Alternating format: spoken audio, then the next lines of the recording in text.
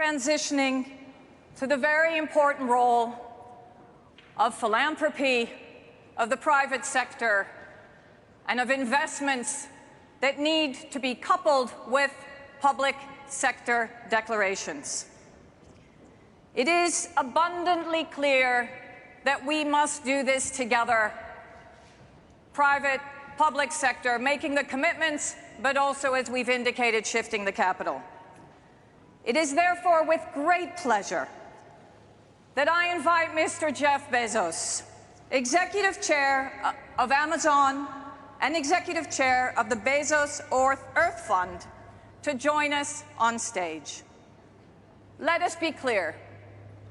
It is the philanthropic organizations that are now enabling us to bring some of the finance that we need to bear in this very important area. Thank you so much, Mr. Bezos, for being with us today. Thank you.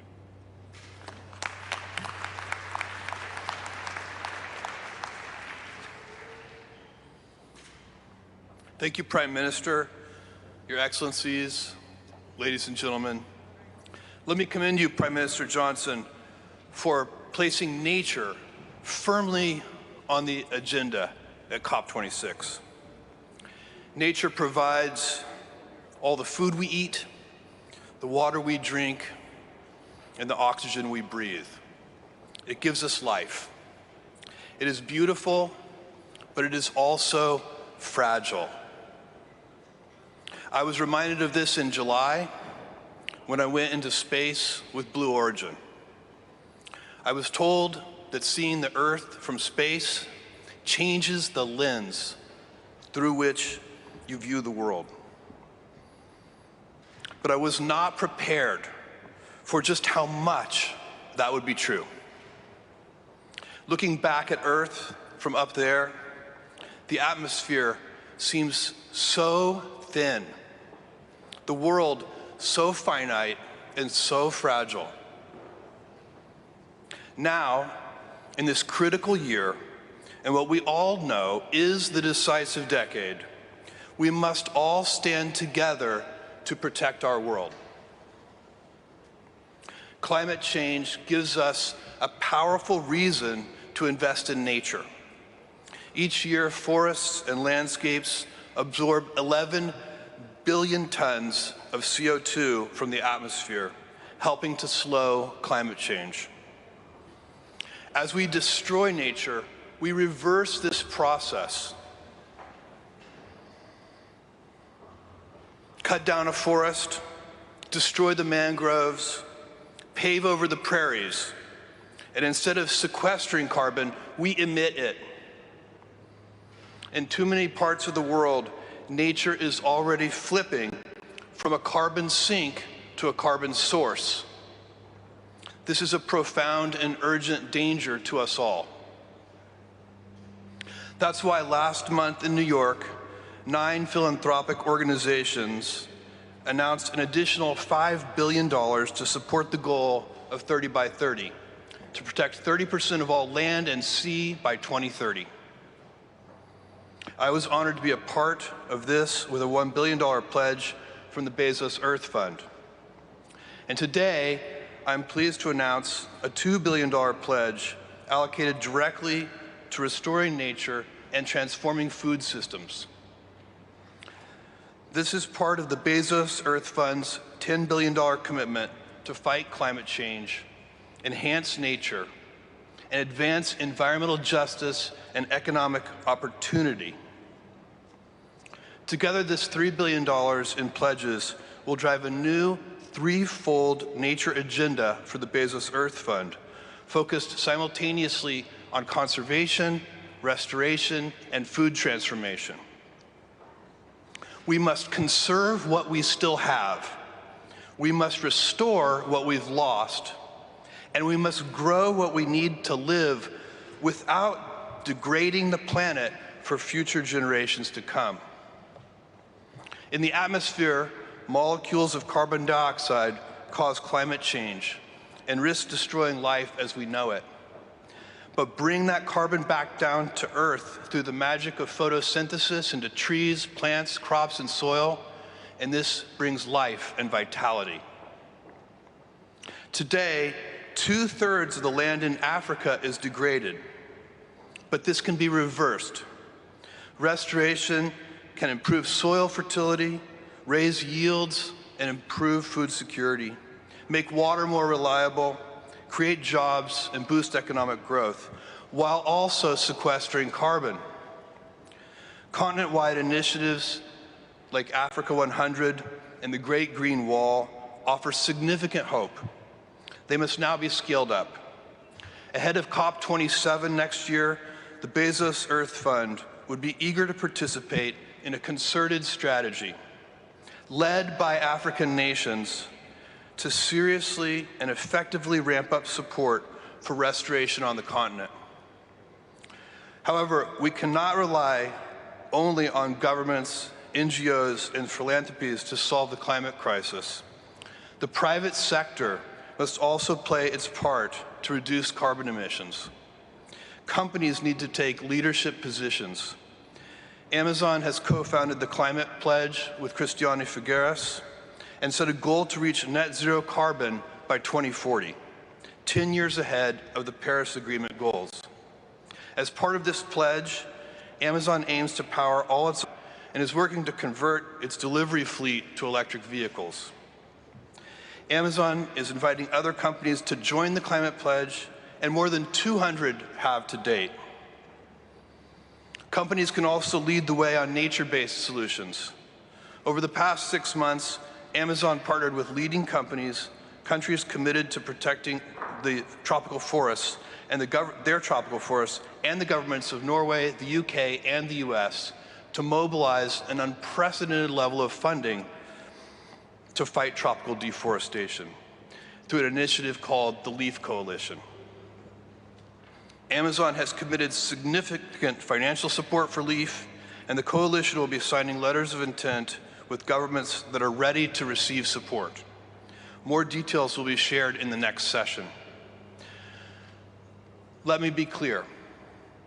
When people hanker for the good old days and glamorize the past, they are almost always wrong. By almost all metrics, life is much better today than it was in the past. Global poverty rates are lower, infant mortality and life expectancies are better, and education rates are higher. But there is a notable exception. The natural world is not better today than it was 500 years ago, when we enjoyed unspoiled forests, clean rivers, and the pristine air of the pre-industrial world. This is an unacceptable anomaly, and it's one we can reverse. The question is simple. Will we in this room work together, do the hard work together, to gift our children and grandchildren an improving natural world? I know the answer is yes, and I look forward to working with all of you on this important and rewarding journey. Thank you.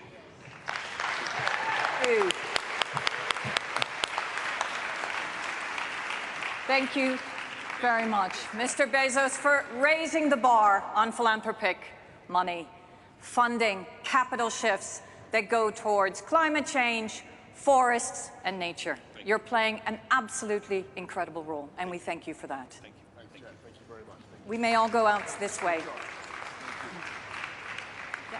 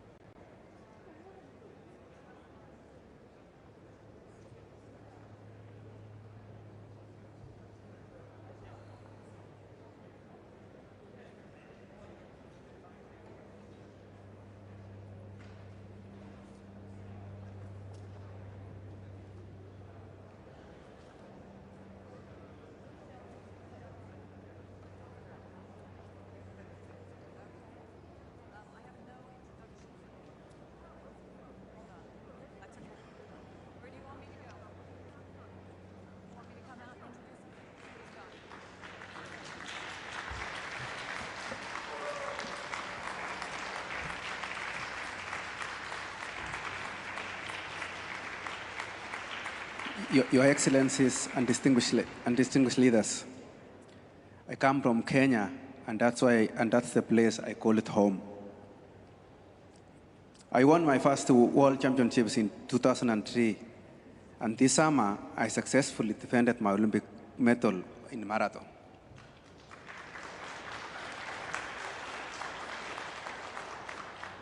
I am lucky to say I have a long career. Today, I want to share the secret of my success with you, because I believe you can apply it too, and it will lead you to be successful in fighting climate change. Until a few years ago, I trained by listening to what my body was telling me. I was successful and won almost every marathon I raced in. But when I realized I wanted to leave a legacy on the sport and run the world record, I knew I needed to do more. To achieve my legacy, I needed to advance my approach. I collected the brightest minds around me to help add data and new technologies in my training, so I could become more efficient and run times that no human has run before me.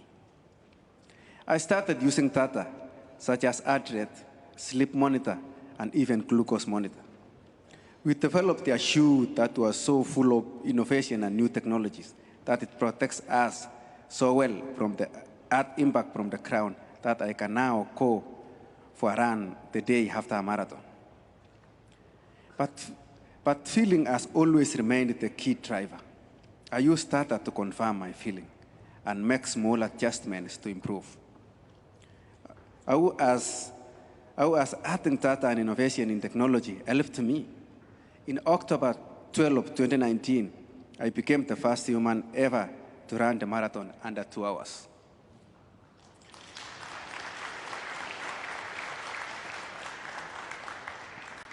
Something that was not thought possible until at least the year 2025.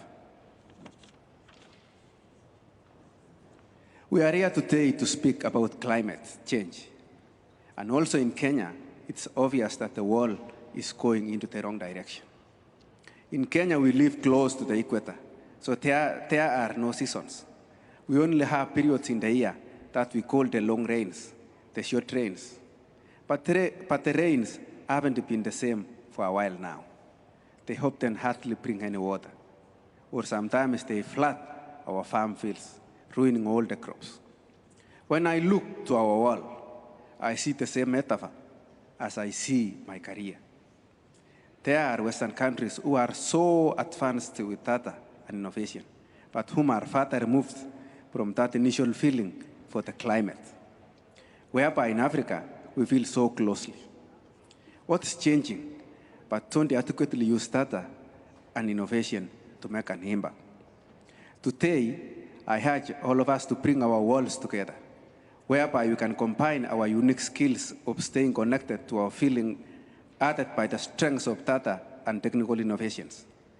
I know the success this combination can bring, and I know we will have a bright future if we can succeed in working together.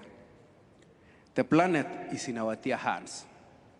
We have the will, we have the knowledge, we have the expertise, and we have the resources to change it. As the saying goes this way, in Canada, in a nursery school in Canada, it's written, the first time to plant a tree was 25 years ago. But the best and the great time to talk and act on climate change is today. Let us act. I thank you all.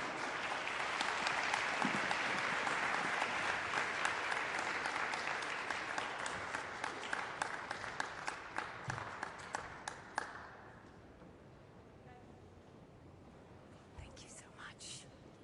No, I'm good. Thank you.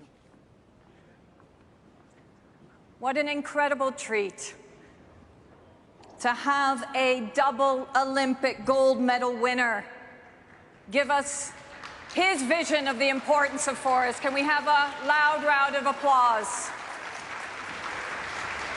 The way in which we protect our forests is a symbol of the protection of so many people. Those lungs were necessary to give us an Olympic winner. And now I would like to pass on to the next session. If we can match Kipchoge's marathon race in the way in which we dedicate ourselves to force, and I think this session will be another very inspiring call to action.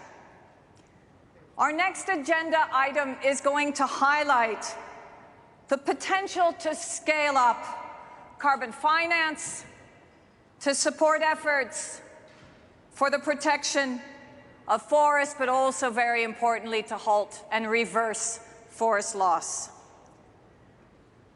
Can I please call to the stage Alan Jope, CEO of the incredible company Unilever, Jennifer Tauli Corpus from Niatero, His Excellency Sir Bahadur Dubba, Prime Minister of Nepal, and a very special moderator for this session, Tarja Badegashin. Thank you.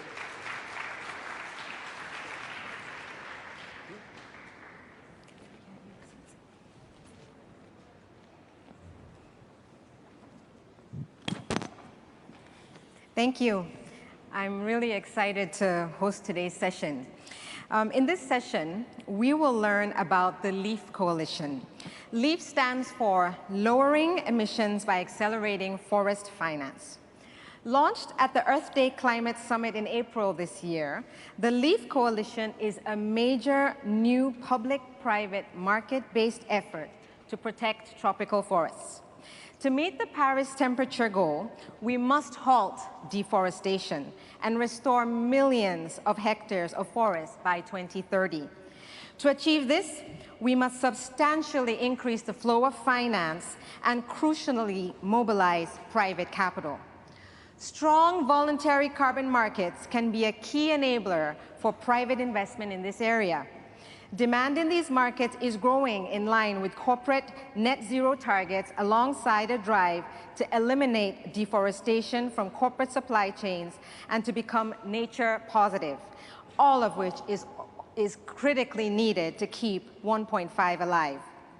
But with the proliferation of growth of carbon markets come concern about their integrity. Voluntary carbon markets must truly accelerate the climate action needed to achieve 1.5. And these markets must meet the expectations of both the buyers and the sellers. To address these concerns, we at the VCMI are working with key stakeholders across voluntary carbon markets, including countries. Like LEAF, VCMI is focused on best practice for the future of voluntary carbon markets. Our work ensures that as these markets transform, they contribute to the achievement of the Paris temperature goal and are additional to science-based action to decarbonize. We are here today to talk about the LEAF Coalition in this context. To open our conversation, I am joined by Alan Jope, CEO of Unilever, one of the key global businesses who have committed to backing this groundbreaking initiative. Alan, can you tell us why Unilever got involved in the LEAF Coalition and why high-integrity carbon markets matter to your business? Sure. Thank you, Terry, and good morning. And I am here on behalf of Unilever, but also on behalf of all the LEAF partners. I think we all come here to Glasgow with high ambition, in the belief that 1.5 degrees has to become one of the organizing principles of the world's economy. And I think there's a cardinal truth. We can only deliver 1.5 degrees if we end and reverse deforestation. So to achieve that, we need to create economic incentives that keep trees in the ground. And this LEAF initiative, Lowering Emissions by Accelerating Forest Finance, brings together the demand and the supply side that will keep trees in the ground. So on the demand side, you've got companies that have got high quality, 1.5 degree aligned SBTi targets. And on the supply side, countries like Nepal who want to protect their own reservoirs of natural capital, their tropical forests. And there's strict rules around how this supply and demand is matched. On the demand side, we're only able to access LEAF if it comes on top of lowering our emissions through every other available mechanism. And on the supply side, payments are only being made to jurisdictions that are protecting their natural capital when those are thoroughly verified by independent parties. Now, I think everybody on LEAF, on the demand and the supply side, are aware that the best carbon storage technology that is available is nothing other than trees. Unilever has committed to end deforestation in our supply chain by 2023. Our value chain has got thousands of smallholder farmers in it, and LEAF doesn't just protect the natural capital, it protects their ability to make a living income or a living wage. And so we hope that LEAF will not only keep carbon in the ground, LEAF will end this false binary choice of choosing between the economy and the environment. So we now have many multinational corporations, over 20 corporations, that have made over $1 billion in pledges, with more to come. Most importantly, the total emissions reductions now have surpassed initial expectations. The Glasgow Leaders' Declaration on Forests and Land Use has now covered almost 90% of the world's forest estate across 110 countries, and these will be the focus areas for LEAF's work.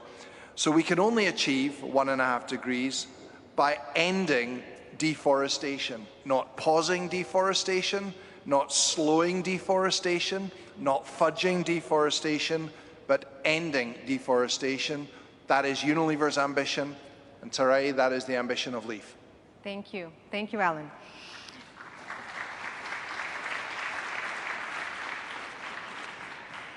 So Jing, you are the global policy and advocacy lead for Emitter, which works with indigenous peoples and local communities, helping them protect their lands and waters. And I, as a Nigerian who grew up in the Niger Delta, a region with one of the world's tropical forest systems juxtaposed on fossil-based extractive sectors, we have seen how delicate the nexus is between local community, capital, and the environment. How could carbon markets work well for those most affected, indigenous people and local communities? Thank you, Iyaman Paria, for the question. Gawis ay agaw yu amin, sakun si Jing, nagapuak at busaw, isnan bilbilig, isnan Pilipinas. Kagagasing ko ay maki, gaggag ay kanda kayo, idwani. I'm just greeting you in my indigenous language, the language of my ancestors from the mountains of Busao Mountain Province in the Philippines. And indigenous peoples, as you know, as Hindu has said earlier, have contributed the least to climate change, and yet we stand to suffer the most from its effects because of our close relationship with nature. We've heard the statistics. Although we are only 5% of the global population, our territories harbor 80% of the remaining biodiversity. We also have 22% of the above ground carbon in our forests. This has been confirmed by intergovernmental science panels. They have recognized that indigenous peoples have been doing a good job related to biodiversity conservation and carbon sequestration. And various studies have confirmed that protection and recognition of tenure of indigenous peoples is the most efficient and effective way to protect the environment. So my organization, Emitter, recognizes the important role that indigenous peoples play in protecting the planet. We believe that where indigenous peoples are thriving, nature and ecosystems thrive as well. This is why we concentrate our work in supporting place-anchored peoples who maintain spiritual and reciprocal relationships with nature. We respect their self-determined visions of how their ecosystems should be maintained, and we also recognize and strengthen their governance so that they are able to carry out what they have been doing since time immemorial. Our partners believe that ocean is kin and that all beings within their ecosystems should be honored and are relatives. So voluntary carbon markets and the LEAF Coalition in particular, with its recognition of the Cancun safeguards, needs to honor this relationship and this spirituality and reciprocity. Therefore, jurisdictions that apply for LEAF must ensure that free, prior, and informed consent of indigenous peoples is sought and obtained before their territories can be included. And as we wait for Article 6 negotiations to be concluded, it is important for the voluntary carbon markets to show the way, to engage indigenous peoples as full partners, and to leverage what indigenous peoples have been doing since time immemorial, so that we reach the goals of the Paris Agreement as well as the UNFCCC. Thank you. Thank you, Jane.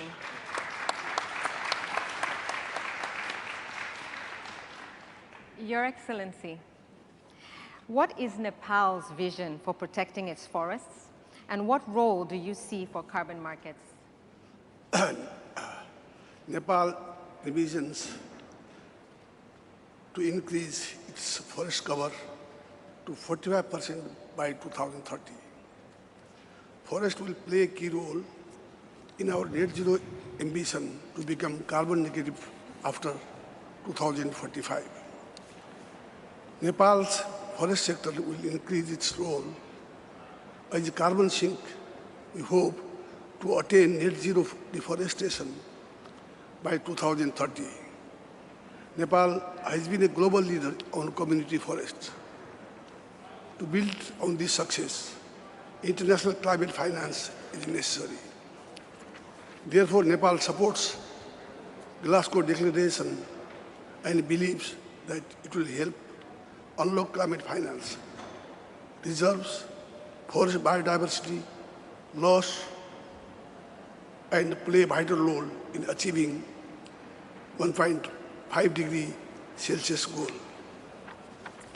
Voluntary carbon market will play an important role in our mitigation efforts. Nepal has been engaging in the Forest Carbon Partnership Facility since 2010. We are implementing emission reduction initiative to secure performance-based payment that will be equitably channeled to indigenous people, local communities through the benefit sharing mechanism. Nepal also gives importance to lowering carbon emissions and accelerating forest finance instruments. In all our engagement in utilizing forest carbon market, Nepal gives high priority to maintaining social and environmental safeguards. Thank you very much.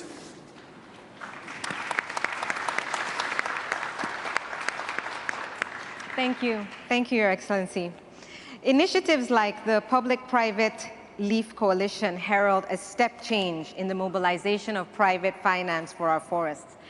Today's announcement that the LEAF Coalition has met its $1 billion target to mobilize finance for the protection of forests is a huge achievement. This announcement is an important step in building high-integrity voluntary carbon markets at scale. Crucially, though, these markets must and will be accessible, fair, and transparent. This will give clarity and confidence to all countries on the role that voluntary carbon markets can play in unlocking vital climate change finance and delivering ambitious NDCs. Most importantly, they'll be used by buyers in addition to ambition science-based decarbonization and not as an alternative. It's our role at the VCMI to raise the bar across the market, enabling a level playing field in which all buyers are clear in the role that high-integrity voluntary carbon markets can play in keeping 1.5 alive. Further details on the LEAF Coalition will be presented by governments, forest countries, and corporate participants during the course of the week, including Finance Day and at the high-level events hosted by the US on the 3rd and the Nordic Pavilion on the 5th. Thank you very much for listening.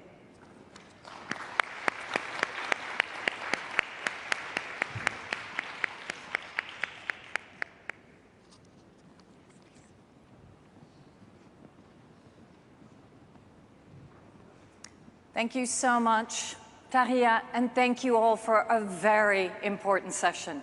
Thank you.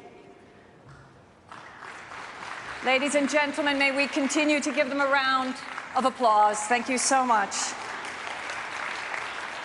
It is now my pleasure to introduce a very important video outlining the incredible role that is being played by multilateral development banks, supporting the mobilization of finance in favor of forests.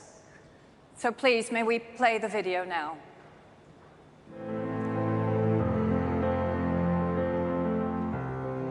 The Asian Development Bank recognizes that protecting nature is essential to addressing climate change and building prosperity for all.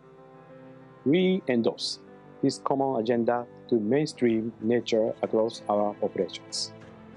Without nature, we have no life. Without life, we have no people.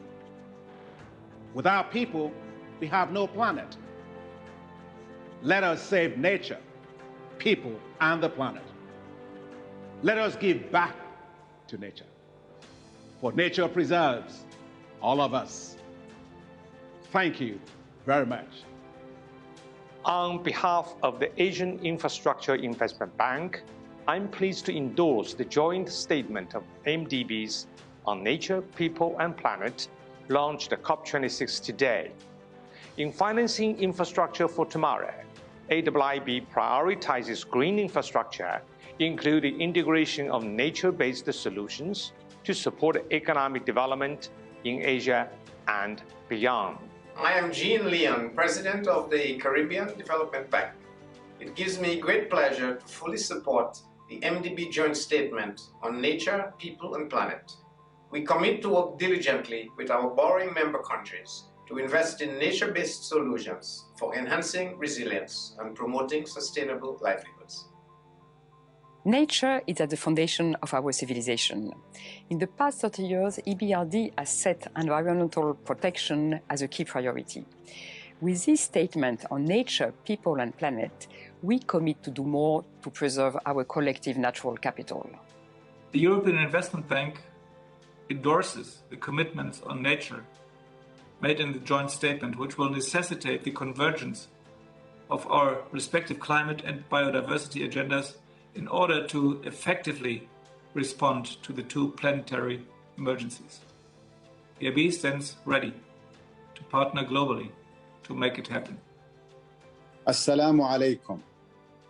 On behalf of the Islamic Development Bank, it is my pleasure to endorse the joint MDB statement on nature, people, and planet.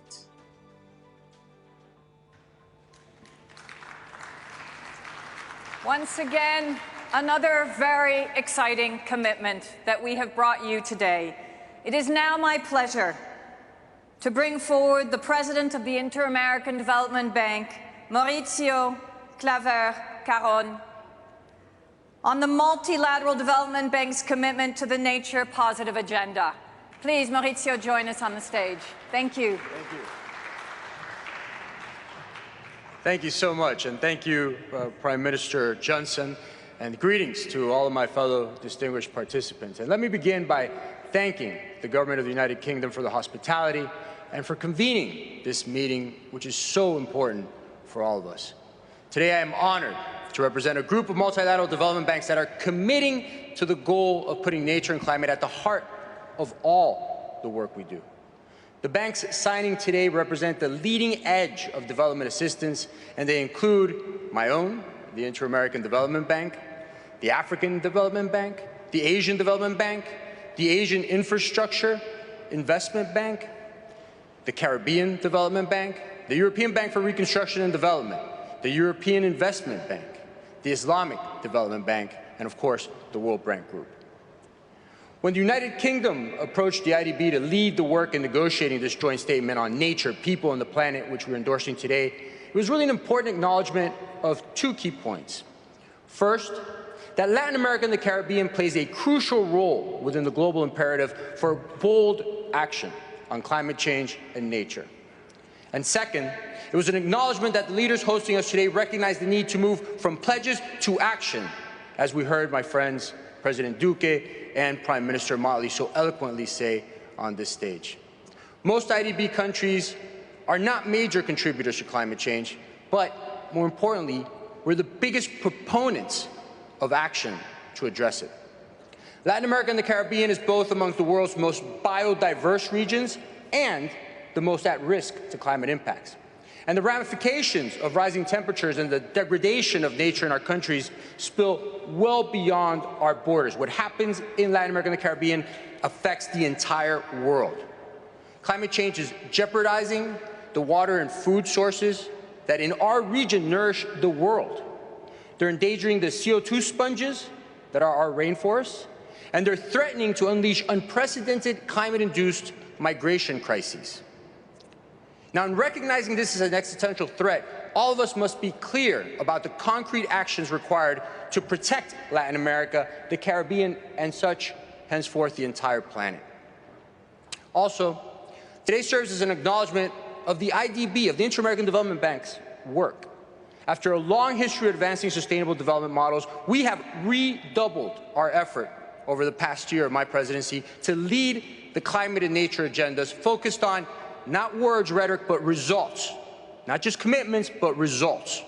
And that's precisely why action on climate change and biodiversity is enshrined at the core of our plan for the sustainable recovery and growth of Latin America and the Caribbean, what we call Vision 2025. For our region, as is the rest of the world, natural capital must be treated as the cornerstone of post-pandemic recovery, of an opportunity for a new era of sustainable, inclusive growth. And it's a fact that by protecting irreplaceable ecosystem services, we can create jobs, we can generate income, we can mobilize the private sector investment that is frankly essential to our hopes for a climate-positive future. It's a win-win-win. So we must acknowledge that every $1 million in nature-based investments creates more than 10 times the number of jobs that the equivalent would do an investment in fossil fuels. Again, it's a win-win. It's not a zero-sum game. Furthermore, we must leverage innovative financial tools and partnerships. We must generate bankable projects and tap into new resources to turn those statements into actions. And that's our goal. With today's signing, the MDBs are committing to further mainstream nature in our operations and in our strategies. And doing so is going to lead to more nature finance and more projects and instruments to reverse nature loss and promote the protection, restoration, and the sustainable use of resources. We affirm our goal to promote green financing tools and to build an understanding of dependencies in nature and the financial risks that are posed by nature loss. For the countries we serve in Latin America and the Caribbean, we are redoubling our pledges to help them develop policies, investment frameworks, and agreements that better value natural assets while also advancing climate goals. But we have to work together, including to support nature-based solutions within the nationally determined contributions and long-term strategies, such as the one, for example, that the IDB in France recently helped Colombia launch just here at COP26 yesterday. Today's MDB statement also underscores our goal to increasingly mobilize private finance for investments in nature. We at the IDB, we have an action plan to push well past Paris alignment and to help our countries do the same. In fact, our institution is taking the most aggressive approach in its 6-decade history on all of these fronts, from our growing Amazon initiative that emphasizes the bioeconomy, to blended finance models and accelerators that promote bio-businesses, and this is really exciting, to a new natural capital asset class, which we just listed on the Natural and the New York Stock Exchange, that's going to break all the old paradigms by rewarding countries and companies for nature positive management. I get so excited, I almost break the mic. And so anyway, like everyone here listening, I'm hopeful that this year's COP, that here, the international community is not only going to be signing names to goals or make yet another commitment, but instead that we're agreeing to take concrete and ambitious steps to realize the development potential of green and nature in recovery. And that's the message from the group of multilateral development banks here today. And the message is we must truly use our important commitments on nature and climate as catalysts for emboldened action and a new way of operating. So I, along with my colleagues, am proud to endorse this statement and to continue working with all the MDBs to realize ambitious results. Thank you very much. Thank you.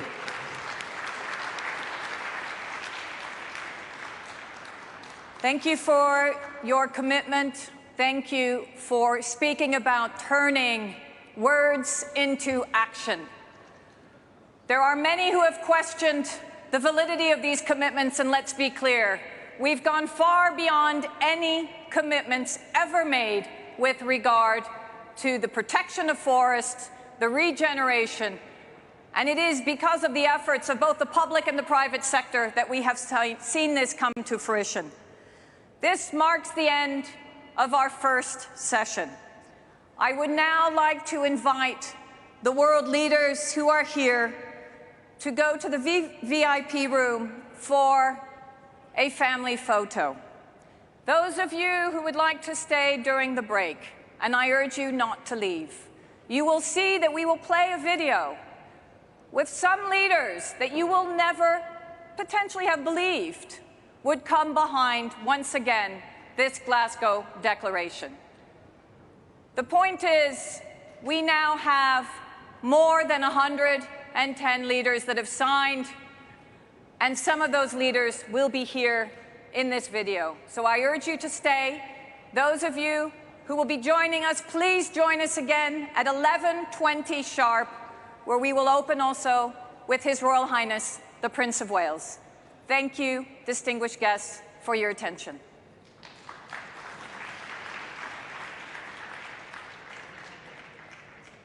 Forests don't just matter. They are crucial for the survival of all species, human beings included. Forests contribute to mitigating greenhouse gases emissions, adapting to the impacts of climate change, and protecting water sources and biodiversity. In Colombia, 52% of our territory is covered with forest. That is why we have committed to zero deforestation by 2030, especially because 15% of GHG global emissions come from cutting down tropical forests. Achieving the ambitious goals that we have set upon ourselves across the different environmental agreements will depend on our effectiveness to protect the forests. We must renew our commitment to defend forests and increase efforts with concrete actions in agriculture, sustainable consumption and production, and international finance. Now is the time to fight climate change, which requires urgent actions by all countries. This is our moment. This is our time. We must all act together. Уважаемый господин премьер-министр, дамы и господа, рад возможности приветствовать участников заседания по вопросам управления лесным хозяйством и землепользованием. Убежден, сохранение лесов и других природных экосистем является одной из ключевых составляющих международных усилий по решению проблемы глобального потепления, сокращения эмиссии парниковых газов. Эта тема органично вписывается в многоплановую повестку дня климатической конференции в Глазго. Поставив задачу построения углеродно-нейтральной экономики не позднее 2060 года, Россия опирается в том числе и на уникальный ресурс имеющихся у нас лесных экосистем. Их значительный потенциал по поглощению углекислого газа и выработке кислорода. Ведь в нашей стране расположено около 20% всех мировых лесных массивов. Мы принимаем самые серьезные и энергичные меры для их сохранения. Совершенствуем управление лесным хозяйством. Боремся с незаконными вырубками и лесными пожарами. Увеличиваем площади лесовосстановления. Последовательно наращиваем финансирование на эти цели. Россия поддерживает предложенный к утверждению на сегодняшнем заседании проект совместной декларации по лесам и землепользованию. Рассчитываем, что ее реализация будет стимулировать более тесное партнерство всех заинтересованных государств в деле сбережения лесов. Это, несомненно, послужит достижению целей Парижского соглашения по снижению содержания углекислого газа в атмосфере. Хотел бы пожелать всем нам успехов на этом пути и всего самого доброго. Благодарю вас за vнимание. Florestas são importantes para mim porque cobrem mais de 60% do meu país. São fonte de saúde e vida e abrigam as maiores riquezas naturais e a maior biodiversidade do planeta. Assumimos o compromisso de eliminar o desmatamento ilegal até 2030. Faço um chamado a todos os países para que ajudem a defender todas as florestas, inclusive com recursos adequados, em benefício de todos. Forests matter to me because Canada is the third most forested country in the world. La nature fait partie de notre identité. Canada is working to protect 30% of our lands and oceans by 2030. We're planting 2 billion trees. We're protecting and restoring wetlands, grasslands, and peatlands. And we're supporting indigenous-led conservation and guardian programs. Ensemble, luttons contre les changements climatiques et la crise de la nature. El Perú cuenta con 72 millones de hectáreas de bosques naturales. En el 56% de nuestro territorio se encuentran los pueblos indígenas que conviven con una flora y fauna mega diversa de la que viven y de la que los protegen ellos mismos. Por ello, el Perú apoya la declaración de GLASGOW sobre los bosques, en tanto expresa nuestro compromiso en materia de conservación y uso sostenible de nuestra Amazonía en el contexto del cambio climático y la lucha contra la deforestación. Les forêts et les tourbières du bassin du Congo, qui séquestrent la plus importante réserve de carbone au monde, constituent désormais la vanne d'aération essentielle et l'ultime bouclier écologique au service de l'Afrique et de l'humanité entière. Mon pays, la République du Congo, qui œuvre aux côtés d'autres États frères à la préservation et à la gestion durable de ces écosystèmes forestiers, en appelle à la solidarité agissante des partenaires techniques et financiers, ainsi qu'au respect des engagements pris dans le cadre de l'accord de Paris à l'effet de préserver durablement ce patrimoine commun. Hello all. Papua New Guinea is home to 6 to 7% of world's biodiversity and the 10th largest tropical rainforest of the world, the lungs of the earth. The world needs oxygen. We need biodiversity for world's healing. We need our oceans to be healthy and pollution-free. And as the current chair of the Coalition for the Rainforest Nations, we stand committed to contributing to and ensuring that we keep the Paris Agreement goal alive and achievable. We believe that mobilizing resources and forging partnerships is key to the actions that we have to undertake domestically to implement the Paris Agreement beyond Glasgow. We are committed to protecting our forests and be the leader in ensuring the immense amount of carbon cleansing forest is intake for our future generation. Thank you and God bless you all. Forests matter to me because they have the best technology we have for removing CO2 from the atmosphere and storing carbon. They also provide priceless ecosystem services. We must all work together to find ways to keep them standing. Dear Excellencies, forests matter. Our mere survival depends on them. In Costa Rica, we have committed in our enhanced NDC to bring deforestation of old-growth forests to zero by 2030 and to maintain at least 60% of our country with forest cover. We urgently need to acknowledge the importance of forests and increase their protection, as it will be key to tackle the crisis of climate change, biodiversity loss, and land degradation. I foresee a future where people and forests coexist harmoniously. This is not only possible, but necessary. Thank you. Forests matter to us as it is at the center of our livelihood and climate resilience. Nepal's community forest is recognized globally as an inclusive and effective way for conservation and implementing climate change mitigations. Our climate commitment to maintain 45% of forest cover can enhance the sink of emissions, and with additional measures make Nepal a carbon neutral nation.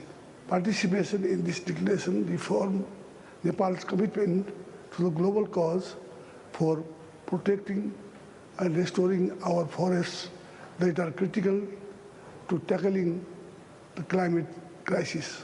Thank you. Forests matter to me personally. In fact, I make many of my decisions and thinking while walking in the Oslo forest. So not only do we need good policy decisions for forests, we also need forests for good policy decisions. That is why I'm pleased to join the Glasgow Leaders' Declaration. Keeping 1.5 degrees alive gives us no choice. We have to halt and reverse global forest loss this decade. Notre planète fait l'objet de mutations inquiétantes dues aux effets du changement climatique. La République démocratique du Congo, mon pays, avec son massif forestier, ses tourbières, ses ressources en eau et en minerais stratégiques, se présente comme un pays solution à la crise climatique. C'est pourquoi j'appelle les leaders et décideurs du monde entier à agir ensemble, main dans la main, afin que nous préservions ce patrimoine naturel essentiel à la survie de l'humanité. Australia is the only nation in the world with a continent all to ourselves. There's a vastness and a wonder about our land, from wide dry open plains to the lush rainforests. The landscape and its beauty is part of who we are as a people, as it has been for our Indigenous Australians for thousands of years. Forests matter to Australia and Australians. They are sources of life as well as livelihoods here and around the world. So we must care for them and we must sustain them. By supporting this declaration today in Glasgow, Australia commits to working collectively to ensure there is no net loss of forests around the world. I understand the different circumstances we all face, but I want to affirm today that Australia is committed to reducing deforestation. Our forests are part of our pact with future generations, and we'll lead by example through our cooperative international work program. We will work with partners to combat illegal logging and promote the sustainable use of forests. Our forests and forest products can play a vital role in meeting our global climate challenges through the carbon they capture and store. And they matter to all of us as individuals too. Indeed, Sir David Attenborough puts it, when humankind as a whole is in a position to give back to nature as much as we take and repay some of our debt, well, we'll be able to lead more balanced lives. So Australia is pleased to join this global effort to promote the sustainable management of forests. Forests matter to Austria because they are an essential part of Austria's biodiversity, our history, of our sense of home, in German, Heimat. Almost half of the surface of Austria is covered by forests. They have formed our landscape over centuries. They provide protection from avalanches in alpine regions. They give home and shelter to some of the most precious species we have in Europe: lynx, wolf, bear, etc. Forests are indispensable for our well-being and our future. Let's work on keeping it that way. En el marco de esta conferencia de las Naciones Unidas sobre el cambio climático del 2021, en la que hemos sido invitados a unirnos a la Declaración de Bosques y Uso de la Tierra, quiero destacar que Uruguay otorga una gran importancia a los bosques, porque son fundamentales para la vida en la Tierra, capturan carbono, conservan la biodiversidad, proveen sombra y abrigo, alimentos y medicinas. Son esenciales para nuestras costas, para la producción agropecuaria, para la calidad del agua y de nuestros suelos. Nuestros bosques nativos constituyen tanto a la adaptación necesaria para hacer frente al cambio climático como a la reducción de emisiones de gases de efecto invernadero, en consonancia con los objetivos del Acuerdo de París. Es por ello que Uruguay se compromete a continuar una gestión forestal que promueva a la protección, conservación, restauración y manejo sostenible de sus bosques nativos.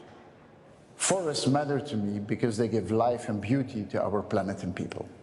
They provide air, water, food, shelter, energy, jobs, but also joy, peace of mind, and inspiration. They are our lungs. They are the home of diversity.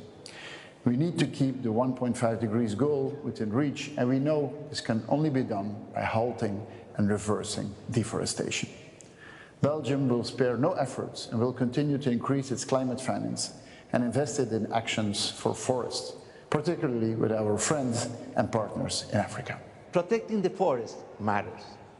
It matters to Chile and it matters to the whole world. The forests matter because they are one of the most important carbon sinks that we have at our disposal. And we need them today more than ever. That's why in Chile, we have nearly 21% of our territory under some form of...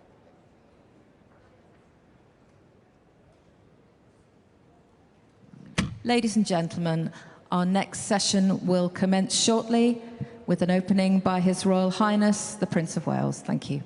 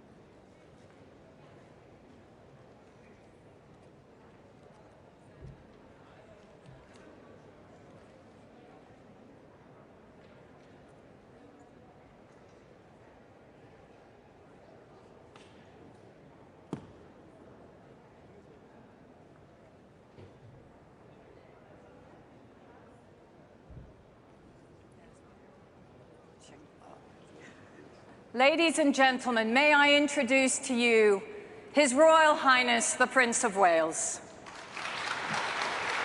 Someone who needs no introduction, as this is the man that put forests and nature on the map, not only in this country, but across the globe. Your Royal Highness, we are so happy to have you here. Thank you very much, Sandrine.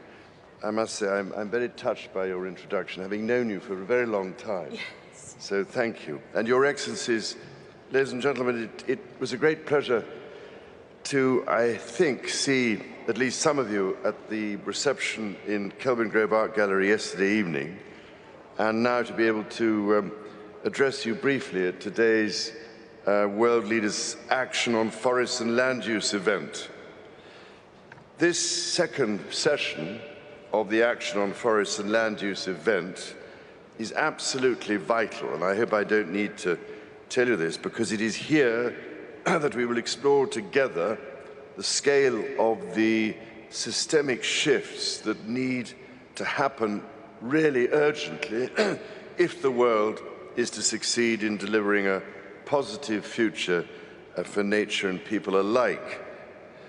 And I mean urgently, as so many people and communities are already suffering seriously from the increasingly dire impacts of climate change. We also have to act before the hydrological cycle breaks down altogether. Now that we know what the problem is, and having done our best to test the world to destruction in the meantime, we simply must talk about the solutions and the actions we can start making and start taking today. The first action I would suggest is to re-engineer the world's financial and economic system to disincentivize deforestation and reward countries and communities for the protection of their forests and the pursuit of a forest-positive economy. We will hear from leaders in the financial sector with ambitious plans to achieve this goal. After all, if we are to restore the critical balance between people and planet, we need to protect, restore, and invest in nature. Investment in natural capital, including fostering more species-rich systems rather than sterile monocultures, can support productive and resilient agriculture, forestry, and aquaculture, while avoiding the pitfalls of climate change, land degradation, resource depletion, pollution, and insect decline. Here, the 30 by 30 biodiversity target is truly critical.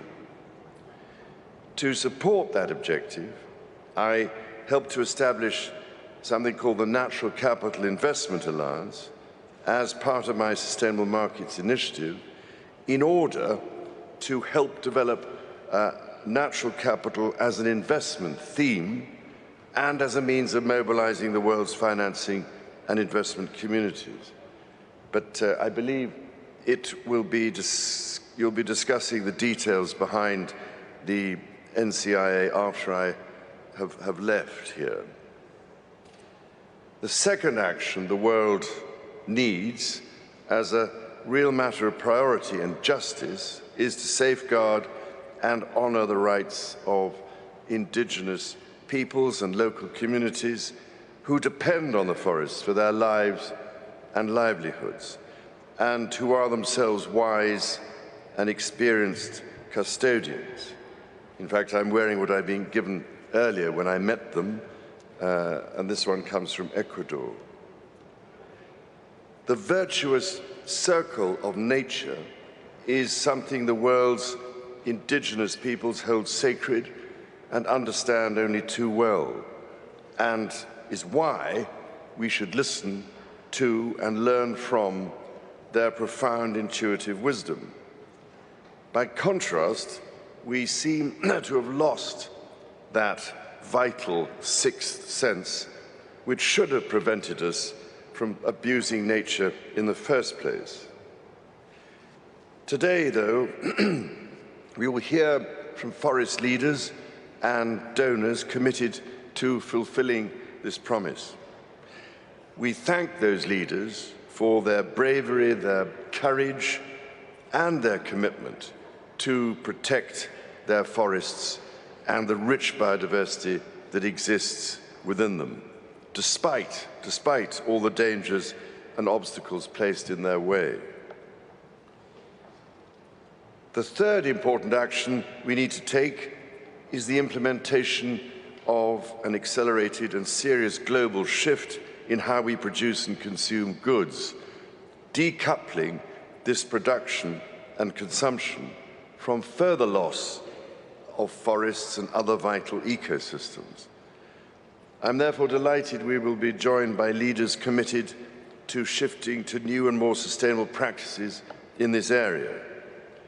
There is every hope that we can build a more circular, resilient economy, which is better for people as well as for the forests on which we all depend.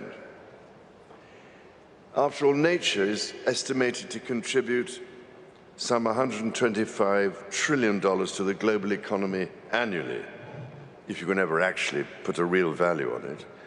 And everything we use, produce, and purchase ultimately has been created from nature's inputs.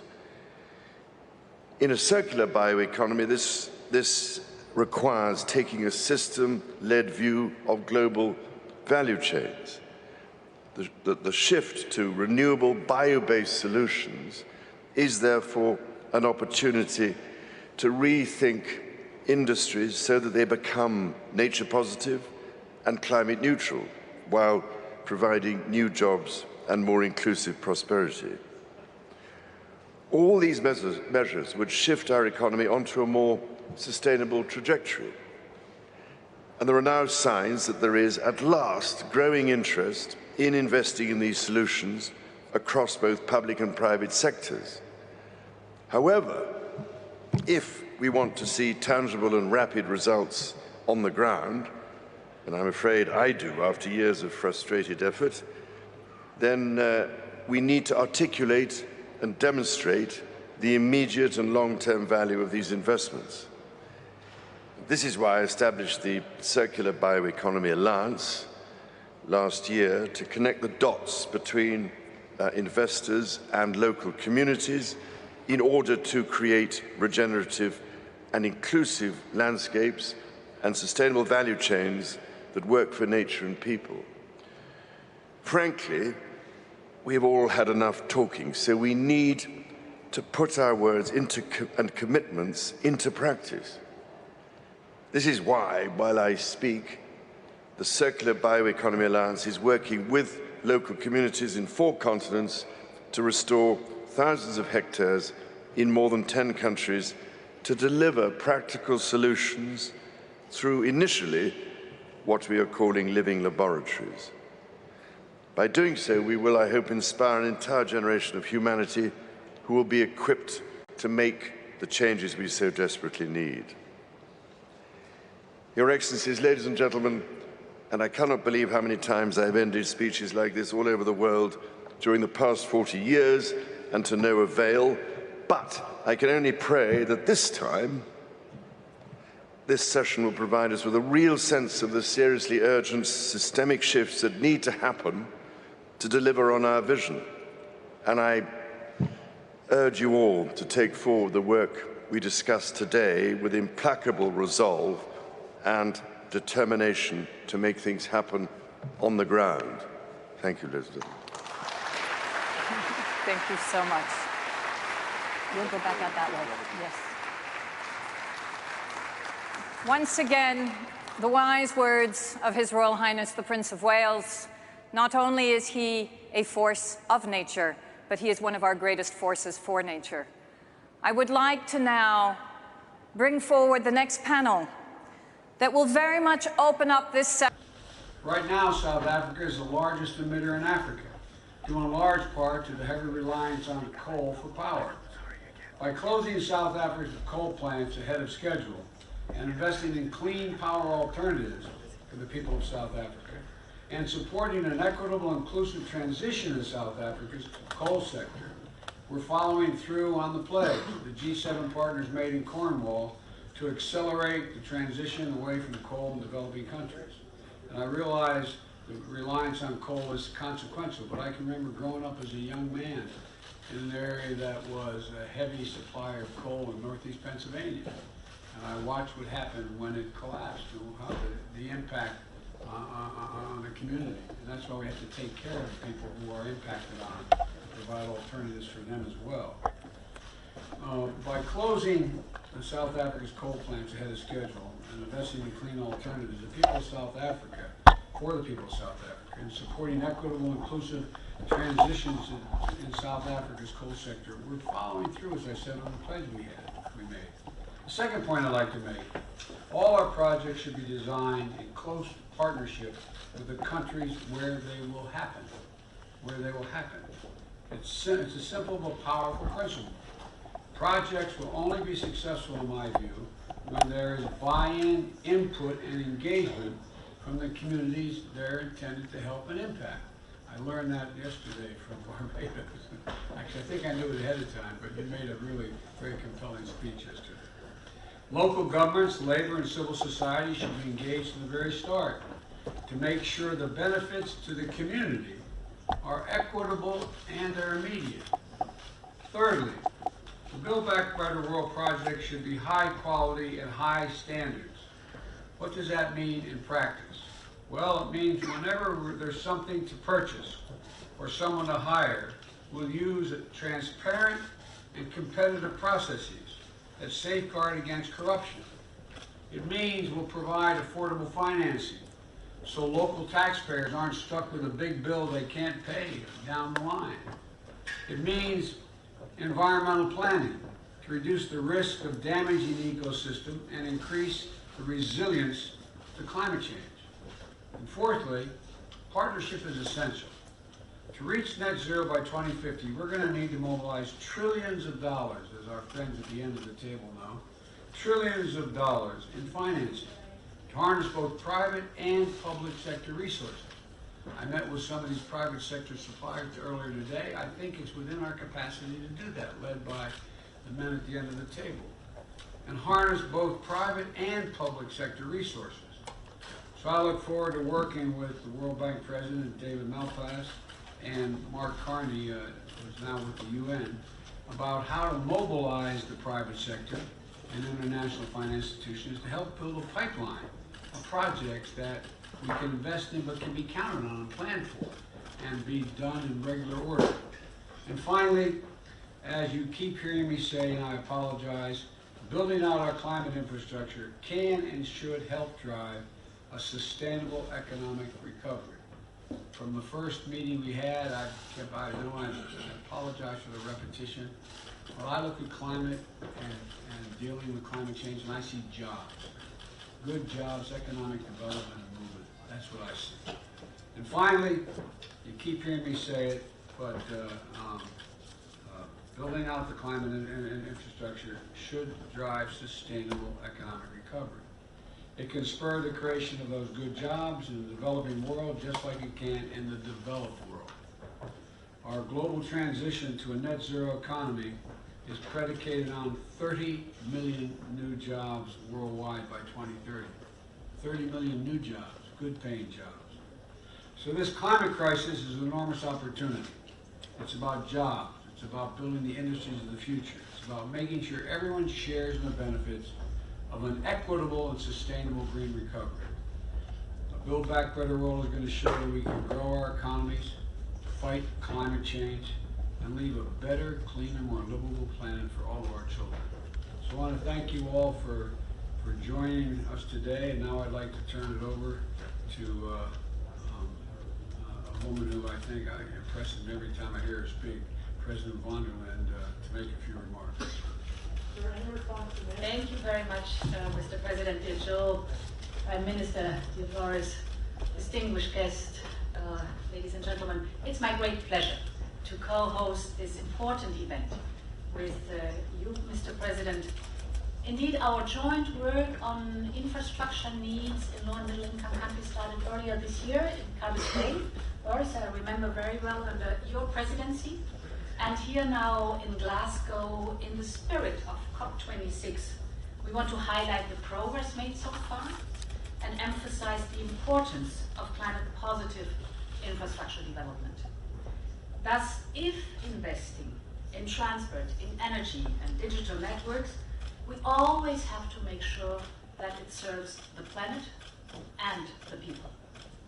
And for that, we need to work with like-minded states, both in the context of G7 and G20. And we have to work with the private sector. The global needs for climate-positive infrastructures are huge. According, David Malpass, to the World Bank, to bridge the world's infrastructure gap, we will need 1.3 trillion euro of investment every year. And that's why I commend your efforts, Mr. President, dear Joe, on Build Back Better World and the Clean Green Initiative, Boris. This is this kind of leadership that we need for this important initiative. And in the same spirit, Europe is launching the Global Gateway Initiative. It is our strategy to foster investments in connecting our world, building on our shared values, and with a strong commitment to transparency and inclusivity. It is global in scale, from Africa to Latin America to the Indo-Pacific. It articulates a positive vision of cooperation in the 21st century, and it builds on partnership at eyes level. Thus, the Global Gateway and B3W and the Clean Green Initiative is not only complementary, but even they reinforce each other. And allow me to say a few words to the four guiding principles you have raised. First, of course, the climate neutrality infrastructure development must be consistent with the net zero goal by mid-century. Second, indeed, it is about good governance and transparency. You called it partnership, Joe. That is exactly what it is about. Both are increasingly critical to deal with today's challenges. The third topic is it will be value-driven. You said high quality and high standards. Indeed, Global Gateway, for example, will build on values such as labor and environmental standards. Our people are asking for it. And fourth, it will work hand in hand with the private sector. So I think, Mr. President, Joe, the example you gave of the new initiative with South Africa is an outstanding one, an exemplary one. It's an excellent showcase. Indeed, that the United States, the United Kingdom, Germany, France, and the European Union are together launching this Just Energy Transition Partnership with South Africa, teaming up with President Cyril Ramaphosa, financially supporting South Africa in making the transition out of fossil fuel and into clean energy.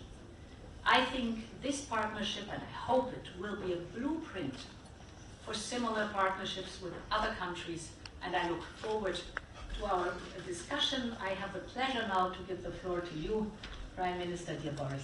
Thank you very much, dear Ursula, and thank you everybody. Thanks, Joe and Ursula, for hosting this meeting. And you're absolutely right that we began this idea at with the Build Back Better partnership in Carver's Bay. To keep 1.5 degrees in sight, to reach global net zero, and to protect vulnerable countries from the impacts of climate change means the development of new clean and green infrastructure.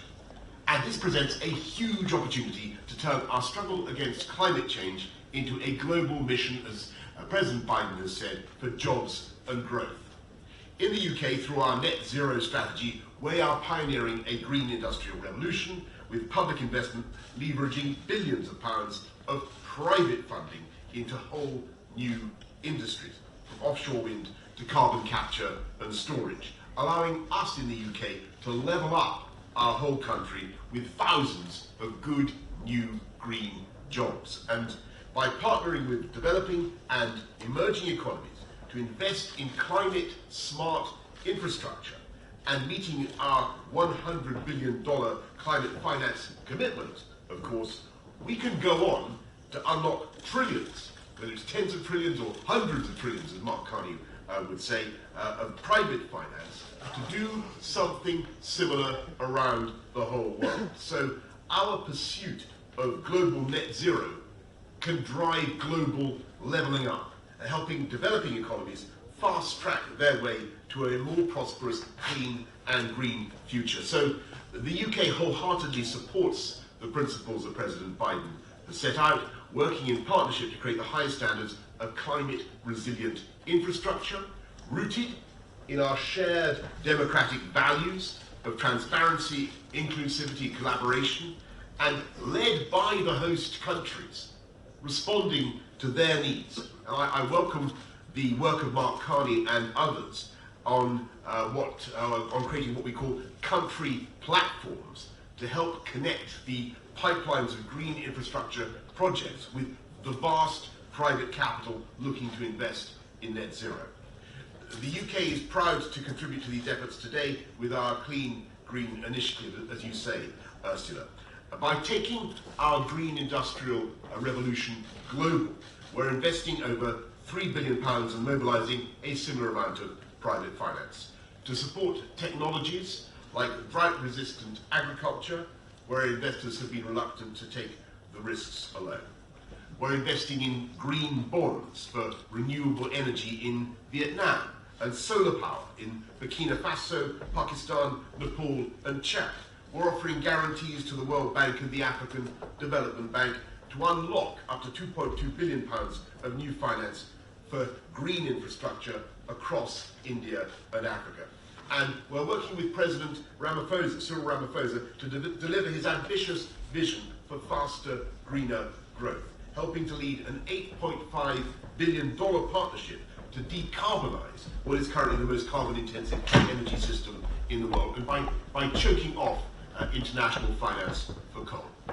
I look forward to working with you all as we take forward these investments in clean, green infrastructure. And this is like one of those moments in the story of humanity when everybody is making the same intellectual breakthrough at the same time in seeing the way forward, in leveraging in private finance. We have the Global Gateway, we have the One Planet Initiative, I think from Emmanuel, we have the Sustainable Markets Initiative from the Prince of Wales, we have our Clean Green Initiative, we have Build Back Better World, we have GFANS from Mark Carney. Everybody is now on the same thing. It's time to bring all this together so that this can be the moment when we get real on levelling up the world and securing a cleaner, greener and more prosperous future for everybody. Thank you. Thank you very much. I would ask Thank you. Come on, guys. Let's go. Come on. Let's go, guys. Come on. Let's go, guys. Everyone goes. Okay, I'm going to need a minute. Thank you so much. Slightly longer than a minute.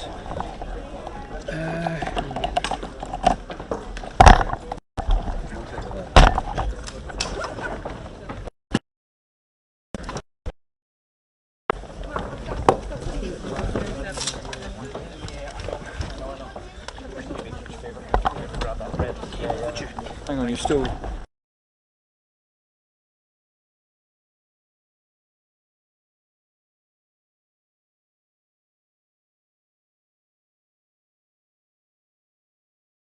banks and supervisors from developing, emerging and developed economies, covering 5 continents, ranging from the biggest economies to the smallest island states. None immune from storms, fires, floods and deforestation. The bad news is that until but a few years ago, climate change and environmental degradation were all but blind spots for the financial sector. But the good news is that this is so no longer. The work of the NGFS has decisively contributed to the insight that climate and environmental risks are a source of financial risks, bringing them squarely within the mandates of central banks and supervisors, and to understanding that the financial sector needs to be part of the solution of the ongoing climate and environmental crises. With our large and committed membership, our leverage on the financial sector can hardly be overestimated.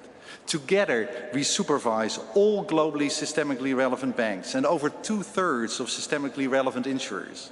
Together, we cover 88% of the global economy and 85% of all global emissions.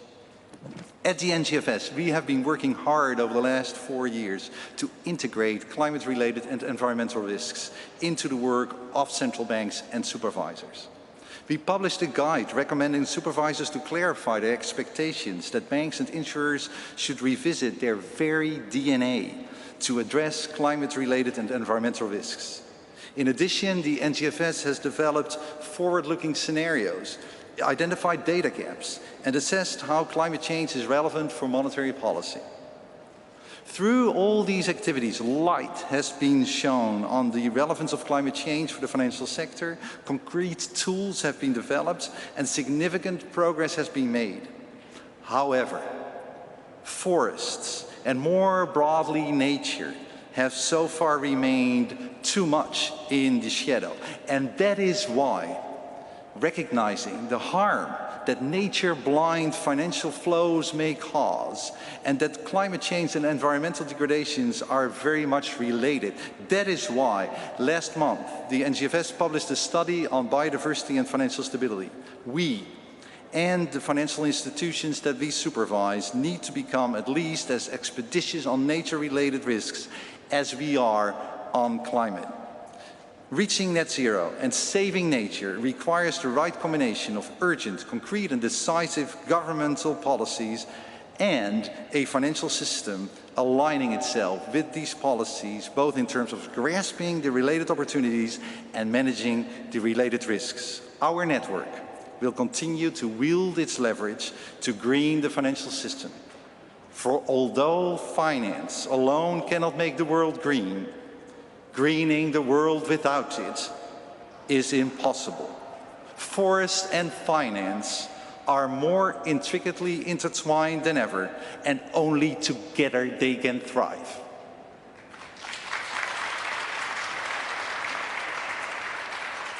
Thank you. That was terrific, and I think we all understand that central bankers can be among the most powerful actors in this space, so thank you. Sagar, Hermes has responded to the UN high-level champion's call to action and has committed to strengthen its efforts to tackle deforestation in your portfolio. Tell us more about why you did this and what it will mean practically speaking. Thank you very much, and thank you for having me here. And some 30 years ago, some trade unions from this great city and some city folk got together in what became the original company. And they originally wanted to invest because they wanted to be good in their investment, because they understood that the purpose of investing the money of the pensioners and the savers is to build a better world. And over the years, it's turned out that actually investing sustainably is financially better. Now, this was not accepted 5-8 years ago, but it's much more accepted today. If you look at the future that we hold, the future of our savers, the future of the people who are in the investment system, at 2.7 degrees, which is the trajectory we are at now, unless we do something, there is no future. The future is bleak. There is a possibility even of system collapse. So what do we need to do about it? Yes, we do need to ensure that on the carbon track we reduce carbon. We have signed up to net zero in our own portfolios by 2050. But that's not enough. It's got to be deeper. And you've got to look at the forests as well. Why? Because forests provide two crucial things. The first one is forests are carbon sinks. But that is not all. Forests are the source of biodiversity. And if you listen to the work of the scientists in the Natural History Museum in London, you would be terrified, because the rate at which we're destroying biodiversity on Earth is actually bringing us to clear and present danger. It is therefore incumbent on all of us to save the future, including financial returns, by actually investing in a way that allows us to reduce commodity deforestation and allows us to reduce carbon. So what are we doing about it? I sit here today as representing one of 30 firms that represent in total $8.7 trillion of assets under management, including Schroders, that Dame Elizabeth also sits here representing. And we have undertaken to try to eliminate from our portfolios by 2025 commodity-driven deforestation. Now, we're not talking about exclusion. We're talking about stewardship and active management, and that is key. And I'd like to thank the PRI for its leadership in this and helping us within that. and getting us to where we are today. The second thing that I'd like to thank, actually we just heard His Royal Highness the Prince of Wales. We're also part and proud to be signatories to his Natural Capital Investment Alliance, which is also driving into the same effect. I've got 40 seconds, and here is the 40 seconds worth. We have proven through 30 years of history that investing sustainably is better for the investors financially as well as better for the planet. We are sitting here today as a nation of peoples from around the world, as one family of nations. We know that the future is in our hands. As our own Queen, Her Majesty, said, we've got to do this for our children. So I'm calling all of those in the investment sector. Let us do our job correctly. Let us invest sustainably. Let us support this effort to stop the deforestation. Let us support net zero, and let's try to build a better future for our children. Thank you very much. Thank you. The transition to a low-carbon economy brings big opportunities globally, including for this sector. Fernanda, can you tell us more about the work you are doing in the Amazon and more broadly? Thank you, Mary. It's a real privilege to be here today. I want to thank the COP Presidency for the invitation. The conservation of nature is essential for the survival of our society. At the same time, we face a growing world population and an increasing demand for food. The Amazon and Cerrado region in Brazil and Chaco region in Paraguay and Argentina are both key areas for preservation of nature and food production. Therefore, central to the climate change discussion. As founder and CEO of DoAgro, a financial fintech that finances growers in the ground, the small and medium growers, I'm proud to announce today the launch of IFEC, Innovative Finance for Amazon, Cerrado, and Chaco, an initiative led by TNC, TFA, and UNEP. We currently are a coalition of 8 signatories: DoAgro, Virtuous, JGP, Grupo Gaia, Agri3, Sustainable Investment Management, and Green Fund, and Syngenta. Collectively, we have already committed $3 billion to accelerate soy and cattle production that is free of deforestation and land conversion in South America.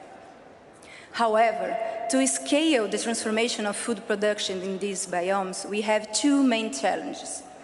First, it requires a large upfront investment that governments alone cannot finance. Therefore, private capital plays an essential role. Secondly, the cost and the risk are global, so they cannot fall only upon the producers on the ground. We need governments to create enabling conditions and the private sector to offer the right incentives. With this, we can make producers confident to change the existing business model and therefore enable this urgent transformation in the sector. IFEC was created to promote and support this transition through innovation and help to address challenges we face. In light of such a large task and much needed cause, I would like to call upon all agribusiness stakeholders and the financial community to join us in IFEC. We all have an important role to play, and together we can and will advance the change. Thank you. Thank you. Elizabeth, can you tell us about how Schroders is working with other financial institutions to scale investment in natural capital, including forests? Yes, thanks, Mary. And it's a real pleasure to be on such a distinguished panel of committed people and to be in a room of people who are also committed to saving the forests and improving the land use in the world. I'm delighted to say that Schroders is one of the signatories of the deforestation-free finance commitment, and we're very proud to be. We're also proud to have signed up to the Natural Capital Investment Alliance, and we'll also be joining the Forest Investor Club. 3 organisations committed, absolutely committed, to making sure that private capital flows for good in preventing deforestation and reclaiming land for proper use. We have an ambition to do this in a way that is very close to the Schroders philosophy of thinking about the environment, about society, and in this case we're talking about indigenous and other communities, and thinking about the impact of the way in which investment monies flow. Those three things come together absolutely in the way in which we think about investing in natural capital. And I think everybody here accepts that we will not reach a net zero world unless we can invest properly for nature. It's difficult though. The reason we have these alliances is that the demand that we're hearing from our clients, from asset owners, from individuals in their savings to do the right thing with their money, it's hard to find the projects. And when we find the projects, it's hard to make sure the money reaches the right places, and then that we can evidence back to our investors that the money is having the right impact. That's why we join alliances. That's why we're committed to making proper impact investing in natural capital part of the future for mainstream finance. There is no doubt we can do this by working together. So it's our ambition to scale this.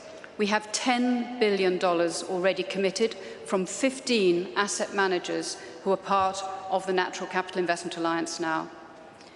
But our money is beyond that 10 billion. It's also to catalyse change, to improve the way in which we can finance projects, to start early stage innovations, and to help others come in a way that means that we're doing absolutely the right thing for the people and for the planet, while also delivering an important financial return for everybody that saves their money with us. We're thrilled to be part of these alliances and privileged to be here today. Thank you. Thank you, Elizabeth. Jen, from the perspective of citizens around the world, why is this debate so important? Thanks so much, Mary. It's wonderful to be here out of our Zoom rooms and actually seeing each other in person. I am so excited to hear about the announcements today. We've heard incredible commitments for the conservation of nature from banks, from companies around the world. But honestly, that's kind of the easy part. The hard part is going to be the next step, actual implementation. How do we make sure that we can get the right finance to the right places in time? So many of you who've been in this field for a while, as I have, may remember the 2014 New York Declaration on Forests. At that time, over 200 signatories signed up to end deforestation in the tropics by 2020. 2020 has come and gone, and not one of those companies was able to fulfill that pledge. So is past prologue? What can we learn from those experiences? What's different today? One thing that's very different is the TCFD. And I want to salute the member companies that have signed up to this incredibly important thing, because it's not just voluntary. It is now, but we're looking to see that it actually becomes mandatory in major markets where trillions of dollars of capital will be looking at the risk that they have in their portfolios as a direct result of climate change. So that's different. We're moving climate risk from ESG and CSR to actually DNA of companies. But the second really key part is, how do we get financing down to where it matters? That was one of the biggest lessons from the New York Declaration on Forests. And I'd love to hear about what some of the efforts that are happening. But there's really three things that we're seeing that's missing, that we need to make sure that financial institutions have on the ground. That's increased transparency, so we know where the money is flowing, so we not only name and shame companies, but we actually can recognize and support their efforts to end deforestation in their supply chains. The second thing is, farmers need patient, appropriate capital. We have to understand deeply these supply chains and provide farmers with access to money that they need that fits with their production cycles. These are critical, critical elements. And finally, the KISS principle. Keep it simple. Sometimes these loan applications are just too much for farmers, so they end up borrowing from money lenders at very egregious rates. If we don't fix the financial problem, we cannot save our forests. And I know none of us in this room want to have the legacy of not achieving and implementing on these commitments. It's for all of us, it's for our future and our children's future. Thank you. Thank you, Jen. And thank you for your kind words about TCFD. I want to thank all of you for your brilliant contributions. And listening to you, I'm really struck by how much already is happening. We already have many tools we need to understand, manage, and mitigate climate risk, particularly in agriculture, forest, and land use, as part of the broader transition to the net zero economy.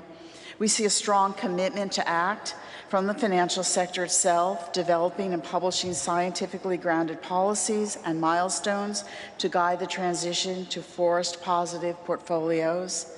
Today, we have seen more than 30 major financial institutions with nearly $7 trillion of assets under management send a really significant signal that private finance fully grasps its role in tackling the challenge of forest loss and degradation.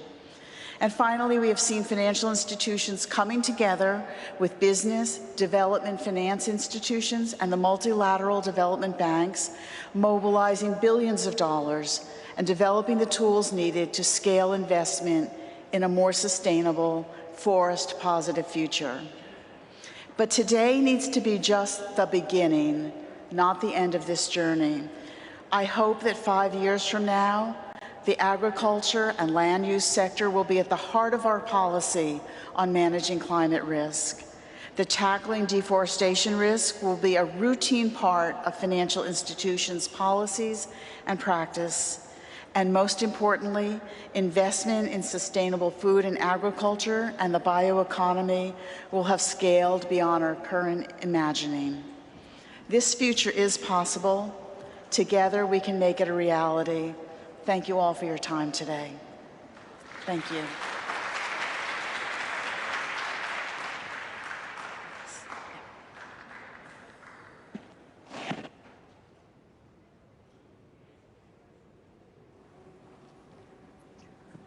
Thank you so much, Mary. And thank you to the whole panel. Very much appreciate your commitment. Ladies and gentlemen, I would now like to introduce, as we now shift into the next session, the Prime Minister of Norway, Jonas Gahr Støre. Prime Minister, please come to the lectern.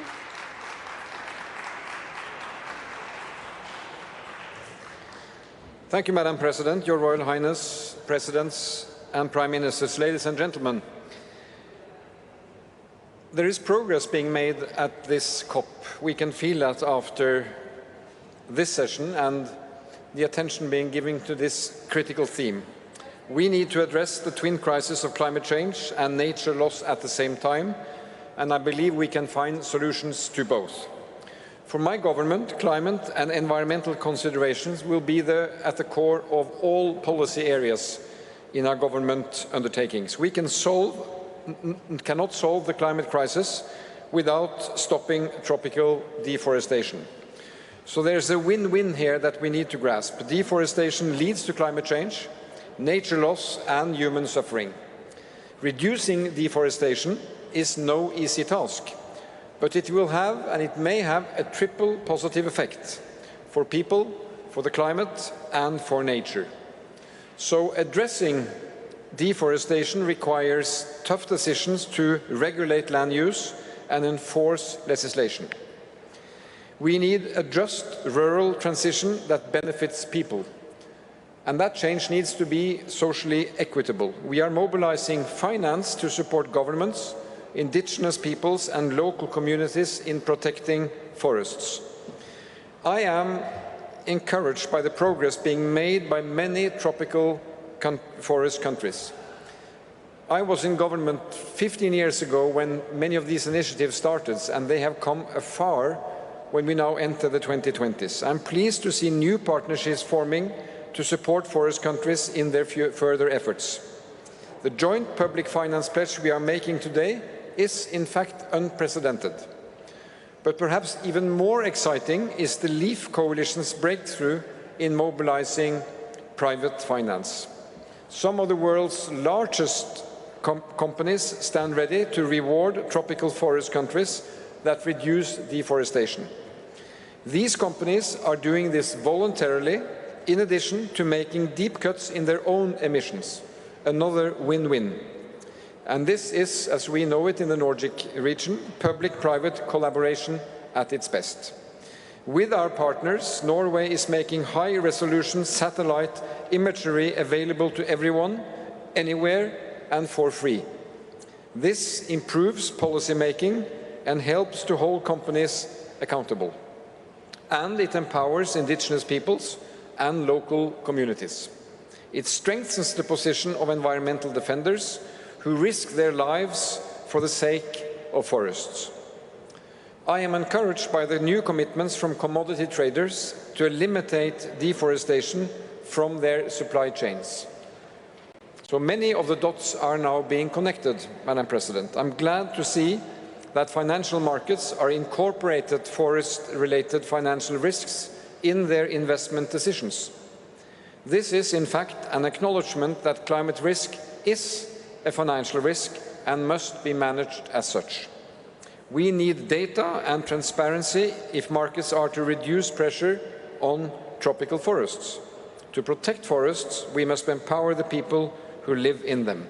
This is a matter of social justice. The evidence shows that strengthening the rights of indigenous peoples reduces deforestation. And only a fraction of indigenous communities have secure tenure rights. This has to change with the other changes we are encouraging. I commend, let me do that at this occasion, the leadership shown by Costa Rica and other countries. I have listened with interest to the vision presented by indigenous leaders here today, on stage and backstage, and Norway is fully committed to supporting their efforts. I'm honored to announce a collective pledge of $1.7 billion to strengthen the rights of indigenous peoples.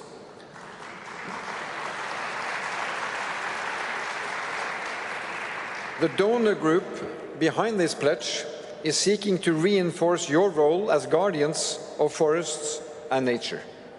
We will support national land and forest tenure reform processes, and we will support indigenous governance structures and sustainable livelihoods. This is, in fact, a matter of economics, a matter of politics, but deep down it is a matter of ethics.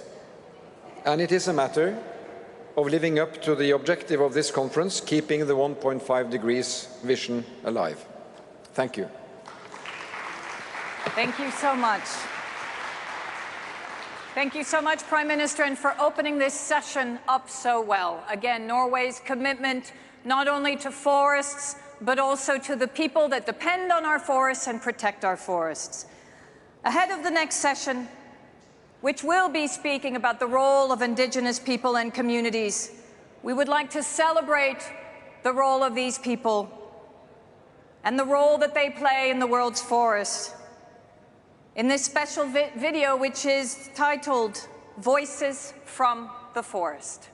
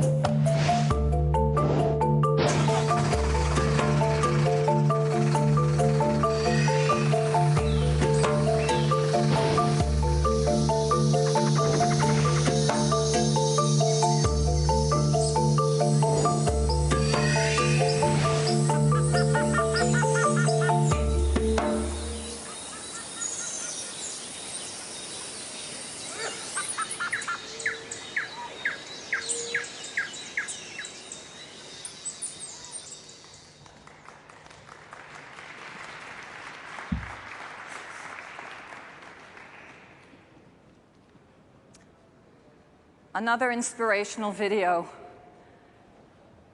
Now we're going to sit down and have a discussion, which I hope you will find just as fascinating as all the other conversations and commitments that we've seen today. We all know the important role of Indigenous people as guardians of the world's forests, and we know that this is more vital than ever. So I would like to ask Tuntiak Katan, Vice Coordinator of Indigenous Organizations of the Amazon River Basin and General Coordinator of the Global Alliance of Territorial Communities, as our first speaker today. Patrick Hemedi, National Coordinator Dynamique des Groupes des Peuples Autochtones. President of Costa Rica, Carlos Alvarado. Darren Walker, President of the Ford Foundation. And Joan Carling, Global Director of Indigenous Peoples' Rights International.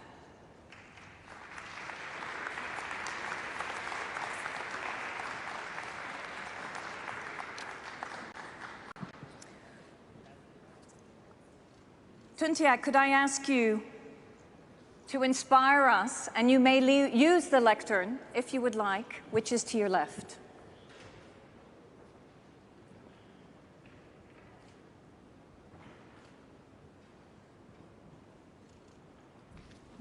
Use the lectern, or you can stay where you are, what you prefer.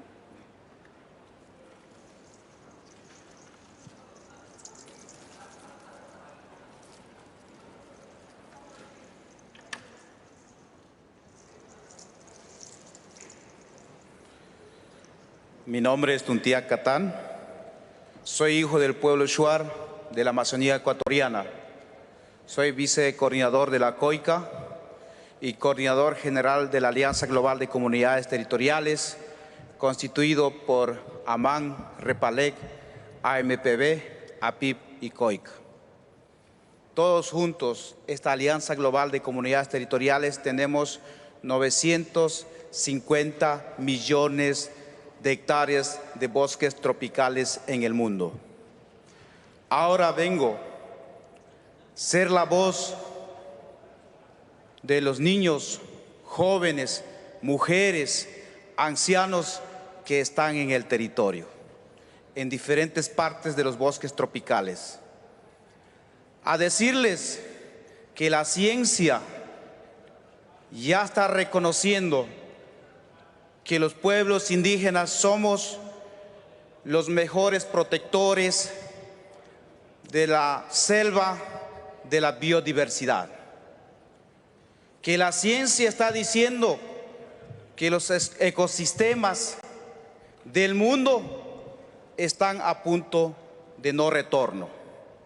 Venimos aquí a decir a Glasgow, a decir a los líderes mundiales de todo el planeta, a los gobernantes. Los pueblos indígenas venimos acá para hacer un pacto de vida, porque ya no hay tiempo. A decirles que no hagan promesas políticas que no van a cumplir, para decirles que no hagan anuncios financieros, climáticos, si no van a trabajar con la gente, con los pueblos indígenas y comunidades locales. Por lo tanto, les pedimos 5 cosas a los líderes mundiales. Intensificar el derecho de los territorios de los pueblos indígenas y comunidades locales. Queremos garantía de vida en nuestros territorios. Queremos el respeto de los líderes, de los voceros indígenas, de los protectores. No nos asesinen, no nos maten. Si los proyectos se van a realizar en el territorio, se hagan mediante consulta y consentimiento, que es lo fundamental. Y les decimos, necesitamos valorar y necesitan valorar y apoyar los conocimientos y la ciencia de los pueblos indígenas. Eso significa reconocer las contribuciones determinadas de los territorios indígenas con sus bosques. Así que venimos con unas propuestas concretas a decir, trabajemos juntos. La decisión que tomemos hoy será la diferencia si vamos a vivir o vamos a perecer todos. Por eso, la propuesta desde la juventud, desde la niñez, desde las mujeres, desde los ancianos, levantamos la voz y decimos, empecemos ya todos juntos. Todos juntos tenemos que subir en esta canoa desde la selva, desde la cuenca del Congo, desde Mesoamérica, que nos tiene que salvar a todos. Por eso, la acción es ahora, hermanos y hermanas. A nombre de todos los pueblos indígenas, de los bosques tropicales, decirles, aquí estamos y vamos a actuar ya. Muchas gracias. Buenas tardes.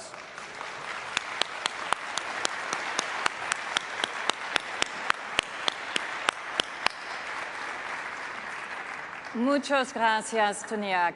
I don't think that there is a louder voice right now in this very important room, calling out for the rights of Indigenous people, calling out for the fact that there is no more time, and for us to translate the incredible words that we have heard this morning and that we will continue to hear during the next 2 weeks into action.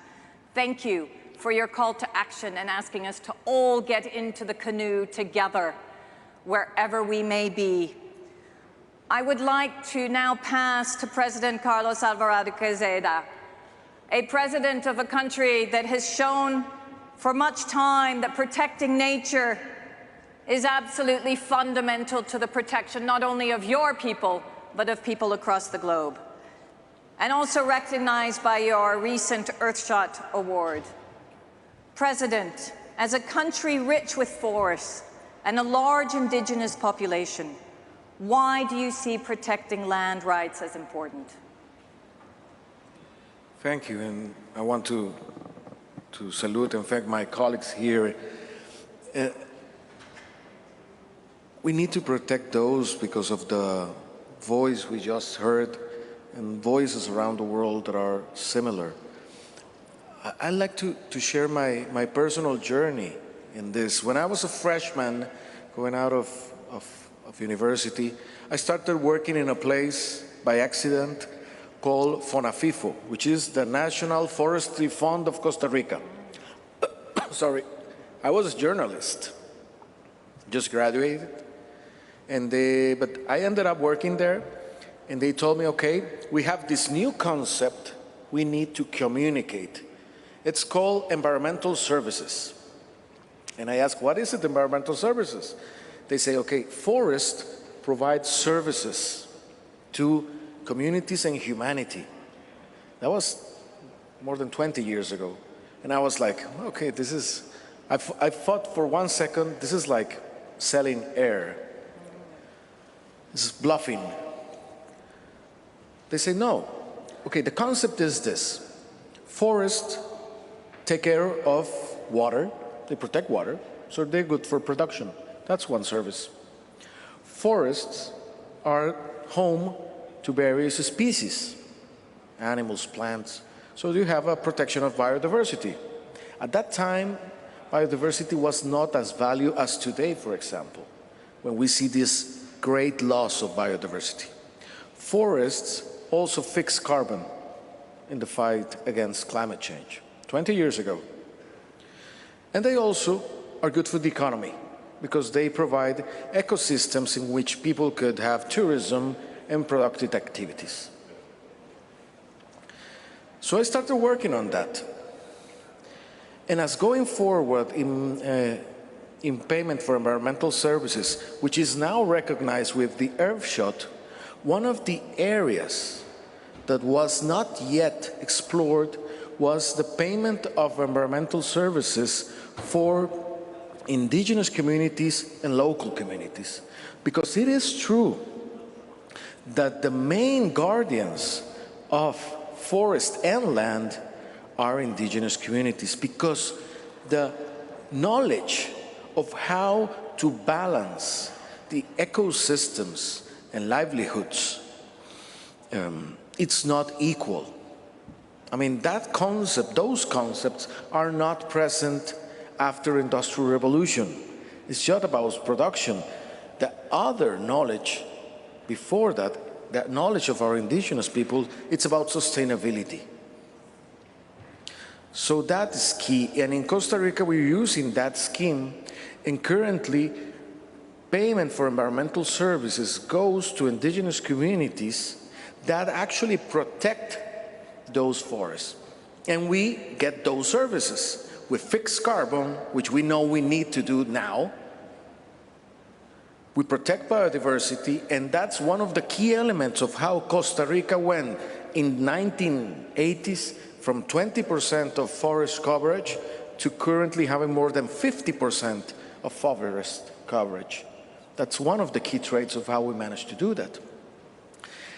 And also, in terms of biodiversity, when the world has lost about 40% of biomass, of biodiversity, following the trend of the forest, we have recovered approximately 40% of wildlife biomass due to forest protection, and that's how we managed to do that with protection of land and hand in hand with indigenous people. So that's a bit of it, a little bit of my journey, personal journey, but also hand in hand with our country's been doing. Thank you so much, President. And we know that storytelling is absolutely fundamental, and the importance also of paying environmental services to those that are the stewards of the land. Thank you for that personal journey. Speaking of paying, I would like to turn to the perspective of a philanthropist and to speak to you, Darren, as the president of the Ford Foundation, thinking of new funding mechanisms to channel money to indigenous peoples and communities. Why is your foundation taking on a major commitment on this issue? Well, thank you, and I'm so grateful to be on this panel with my esteemed colleagues. Let me say that today is historic for two reasons. It is historic because of the announcement of an unprecedented $1.7 billion raised in a fund specifically earmarked for support for indigenous peoples and local communities, the first of its kind. Today is also historic because we have seen something unprecedented. Tanteak, you spoke here on the stage of the world leaders. Indigenous peoples have been fighting to get in the room, to get a seat at the table. And today is unprecedented because, yes, we are focused on forests and lands, but we know that without a focus on indigenous peoples, local communities, Afro-descendants, we will not rise to the challenge. So we have work to do. We have work to ensure that as policy gets made, we center and invest in the leadership, the capacity building, the power of indigenous leaders, that they no longer will stand outside of the room asking to be allowed in, but that we as donors recognize that without a focus and centering them, there is not going to be a solution to this climate challenge. Thank you. Thank you so much, Darren. And so true, again, that we must have people at the table from all different indigenous communities, different genders, and a real diversity so that we can truly solve the complexity of the problems that we have in front of us. Patrick, this donor pledge presents a big acknowledgement from donors of the need to support indigenous and forest communities. As an Indigenous leader from the DRC region, what is your thinking? Why is this so important to you?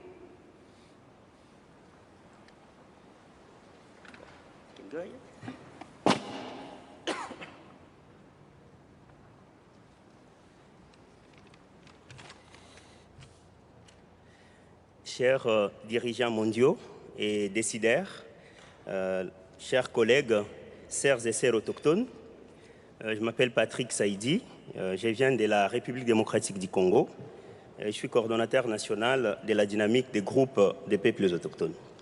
Ici, je représente les organisations autochtones vivant dans la forêt du bassin du Congo, le deuxième plus grand massif tropical forestier au monde. Nous saluons effectivement la mobilisation des fonds internationaux pour sécuriser les droits à la terre des autochtones. Si nous voulons tous renforcer la gestion des territoires forestiers par les autochtones comme une solution efficace aux crises climatiques et de la biodiversité, cette sécurisation des droits à la terre est une condition préalable et fondamentale.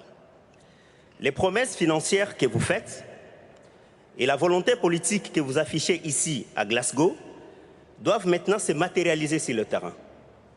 Des mécanismes efficaces doivent être mis en place pour garantir que les ressources mobilisées atteignent véritablement et prioritairement les communautés autochtones et locales. Mon pays, la RDC, s'est engagé à devenir un leader mondial du climat avec le slogan RDC Pays Solution. Le président Félix Tshisekedi s'est engagé à sécuriser les terres des autochtones et c'est suivant leur volonté et sous leur contrôle. Le Parlement s'apprête à voter une loi spécifique en faveur des peuples autochtones reconnaissant leurs droits à la terre et aux ressources. Ceci est une contribution majeure dans la lutte contre le changement climatique. D'autres pays doivent suivre cet exemple. Nous nous joignons à vous et à nos frères et sœurs des pays forestiers tropicaux pour aider nos gouvernements à entreprendre des initiatives durables qui préserveront nos forêts. Si vous aspirez à un développement durable, il faut sécuriser les droits à la terre des autochtones et leur système de gouvernance pour une protection efficace des forêts. Car sans forêt, nous ne saurons pas faire face au changement climatique et nous ne connaîtrons pas les développements. Merci. Merci Patrick pour vos mots tellement inspirants. Et maintenant, I would like to turn to Joan. Joan, I want to give you the last word. This commitment is something that Indigenous people and local forest communities have been asking for a long time. What do you think is most critical with regard to this pledge? And how can we truly have it change things on the ground, as we've been asked also by Tantiak and many others, to ensure that this becomes not just words, but true actions? Thank you for that. We welcome today's global commitment to strengthen the forest tenure of Indigenous peoples and local communities. Should this investment lead to appropriate policies and investments, this will certainly make profound changes on the ground. We expect this commitment to ensure forest tenure and conservation of at least 500 million hectares of forest managed by Indigenous peoples and local communities. We should also support actions to protect boreal forests. As guardians of the forest, we look forward to a new partnership based on respect, solidarity, and cooperation expressed in concrete policy actions and investments that will protect our rights and enhance our reciprocal and interdependent relationship with nature, and will thereby propel the conservation of forests and ecosystems, not only for us, but for all humanity. We need to ensure that this commitment is fully aligned to broader policies and actions to combat climate change. We call for policy coherence and strong implementation of states and other actors to deliver on their commitments and obligations to reduce carbon emissions, reduce and halt deforestation, while fully respecting the rights of indigenous peoples and local communities. These actions are imperative to save the planet now. Indigenous peoples' conservation of forests is very evident. Yet each day, we are losing our forests and we are being persecuted due to powerful and vested interest and the lack of political will. We urgently need you, the world leaders today, to act now to stop this devastation and criminalization. Finally, we urge you to build with us today the transformational partnerships that begin with the respect for our rights. With nature reaching a tipping point, your collective actions now to save the world's forest and biodiversity will determine our future. Thank you. Thank you so much, Joan. Thank you also for the reminder of solidarity and mutual respect for Indigenous rights and the importance, again, that we must listen and protect Indigenous people. I know as well, and our thoughts go to many of the most vulnerable Indigenous people who have lost their lives during the COVID pandemic. I would like to thank the panel for the depth of your storytelling and your commitments and your call to action. And may I ask you now to get up and move towards the left and exit. Thank you very much.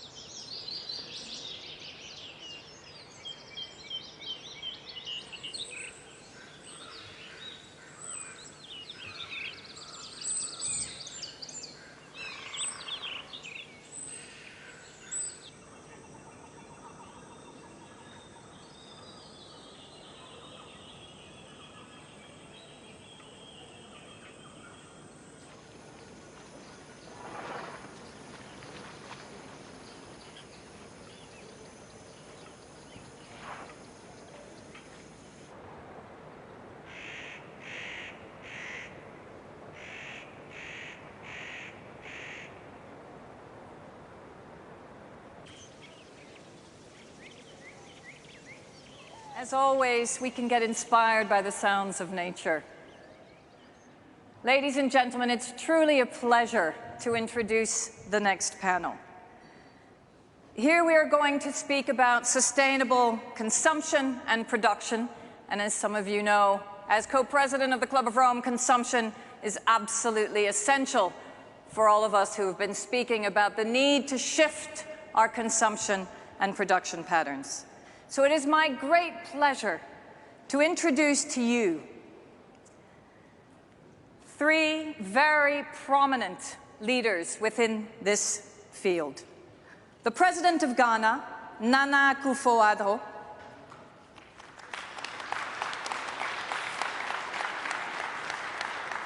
Dr. Ngozi Okonjo-Iweala, Director General of the World Trade Organization,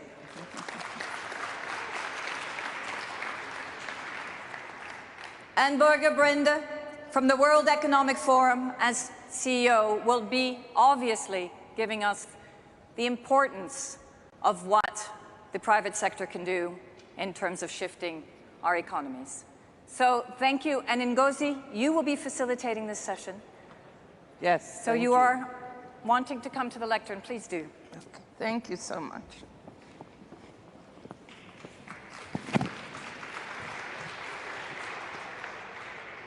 Well, thank you so much for that. Your Excellency, Excellencies, ladies and gentlemen, let me make 3 key points before I hand over to the panel. The first point I'd like to make about trade and forest and land use is that trade can and must make a positive contribution to halting deforestation and supporting more sustainable markets for forest and farm goods as part of a comprehensive and ambitious climate action agenda. Forests are critical for biodiversity conservation, carbon sequestration, and the maintenance of ecosystems. But the proportion of forest area fell dramatically between 2000 to 2020, resulting in a net loss of 100 million hectares of the world's forests. Policies affecting trade and markets must advance multiple goals, including safeguarding biodiversity, supporting climate action, promoting food security, creating jobs and raising incomes, and supporting viable, dynamic, and competitive markets. Passing and implementing robust environmental legislation can ensure that forest products and agricultural goods reflect their true costs when these products are traded on domestic or international markets. This can enable trade to play a positive role in contributing to mitigation and adaptation efforts as part of a comprehensive and ambitious climate action agenda. My second point is that governments can help tackle deforestation by reforming subsidies that create perverse incentives on global markets. Governments can help support more sustainable, equitable, and efficient global markets by reforming subsidies that create perverse incentives for market actors, including in areas such as fossil fuels, agriculture, and fisheries. Doing so would improve the allocation of scarce global resources, as well as contributing to the competitiveness, sustainability, and resilience of communities in both rural and urban areas. My third point is that trade has an essential role to play in the just and inclusive food system transformation that we need. As rising incomes, demographic change, and evolving diets continue to shape markets for food and agriculture, trade has an important role to play in enabling food producers to respond to rising demand without exacerbating pressure on forests, other carbon sinks, and other biodiversity-rich ecosystems. Digital trade and services can also contribute directly to improving sustainable forest management and land use by expanding access to technologies that can support conservation and monitoring efforts. It is important in this process of promoting sustainable and deforestation-free value chains to adopt a positive and collaborative approach through non-discriminatory, comprehensive, and ambitious policies that help ensure a just and inclusive transition. As the UK and Indonesian governments pointed out, this could lead to markets worth up to $5 trillion a year in trade by 2030 for the millions of people who already rely on agriculture and forestry for their livelihoods. But it's not only governments that have to act. The private sector, including the world commodity traders, must play a role. I therefore welcome the Fact Dialogue Roadmap announced today by the UK's Prime Minister Boris Johnson and Indonesia as an opportunity to deepen understanding and to build trust, partnership, and collaboration around action. So now, without further ado, let me turn to our first speaker, His Excellency President Nana Akufo-Addo of Ghana, a dynamic, progressive leader who is determined to show that cocoa can be produced sustainably. Your Excellency, please.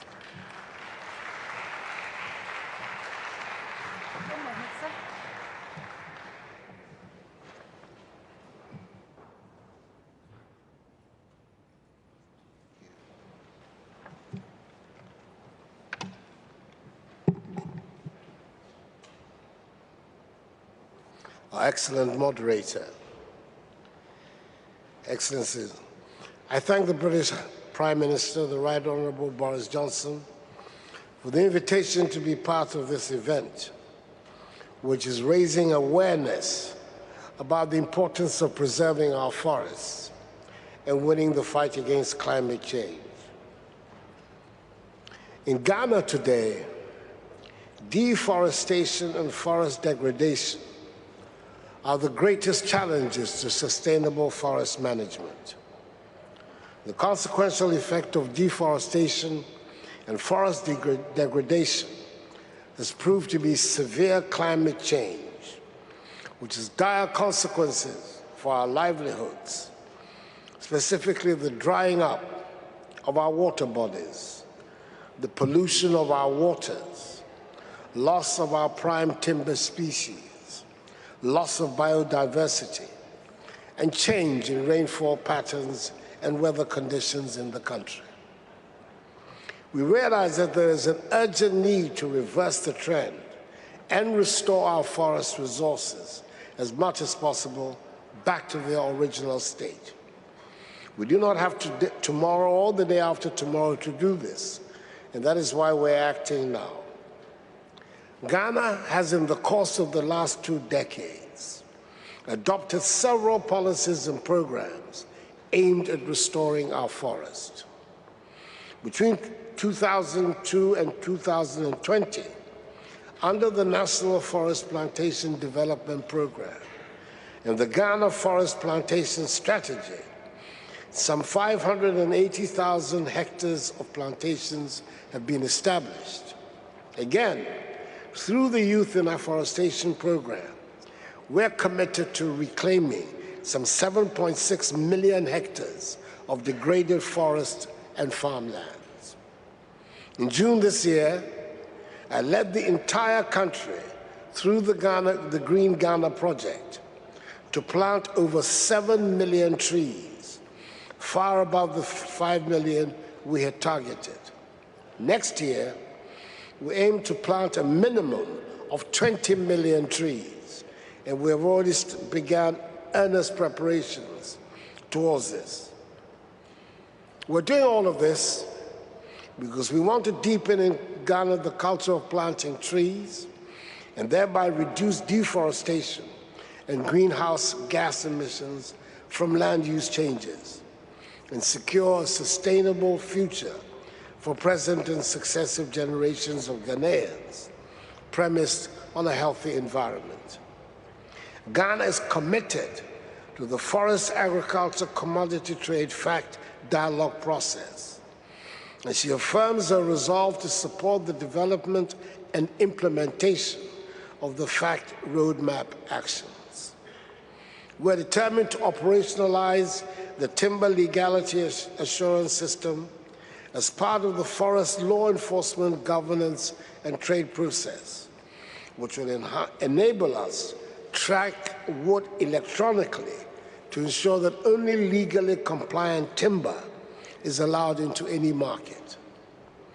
From 2024 and beyond, we aim to reduce emissions by some 10 million tons of carbon dioxide equivalent in the cocoa forest landscape through the implementation of the Ghana Cocoa Forest Red Plus program, one of 5 ecological landscape tailored programs in Ghana's Red Plus strategy.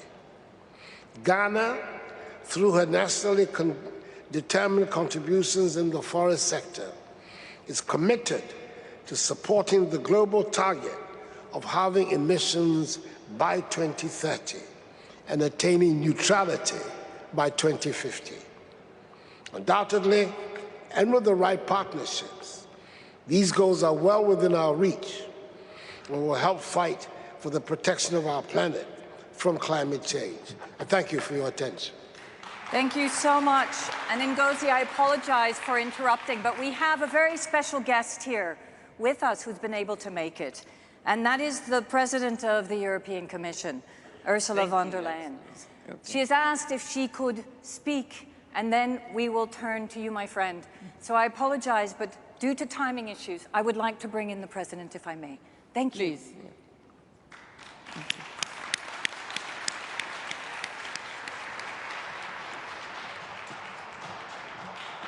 Thank you very much, Madam President. Dear Dr. Ngozi, dear President Nana Akufo-Addo, Excellencies, ladies and gentlemen, thank you very much for stressing the importance of working with producer countries like, for example, Ghana. Indeed, protecting forests, sustainably managing them, and caring for the land is our shared priority. Not only because these ecosystems are essential for the stability of our climate, but also because they continue to provide livelihoods for hundreds of millions of people right around the world. And we know that in many forest communities around the world, tradition, culture, craftsmanship are very alive, and therefore protecting forests is also about protecting our heritage. And we need to better listen to the indigenous communities, to the producers, to the consumers, and to the traders. Listen to each other, work with each other. And in this principle, we have since long been working in partnership with producing countries to reduce pressure on forests. We redirect finances in support of more sustainable land use now. And we have made forest protection an integral part of our relations with trading partners. And let me give you some examples. We have the Green Alliance with Japan. We have an environment and climate dialogue with China. But we also know how important it is to play our part at home. We have to reduce the EU's consumption footprint on land and forest around the world. European voters and consumers are making this increasingly clear to us. They no longer want to buy products that are responsible for deforestation or forest degradation. And this is why we will soon propose a regulation to tackle EU-driven global deforestation. Commodities and products placed on our market should not lead to deforestation. But we will do that with a principle to working in close partnership with the producing countries. This is so important. As I've said, listen to each other, work with each other to stop deforestation. Working in partnership is essential. And it is in that context that I am pleased to announce that the Commission will provide €1 billion to the Global Forest Pledge.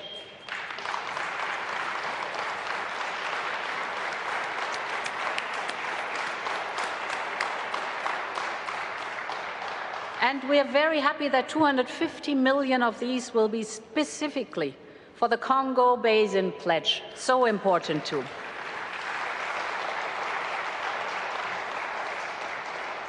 And of course, I'm very pleased to sign up to the declaration for the EU, along with the joint statement on a roadmap for action on forest, agriculture, and commodity trade.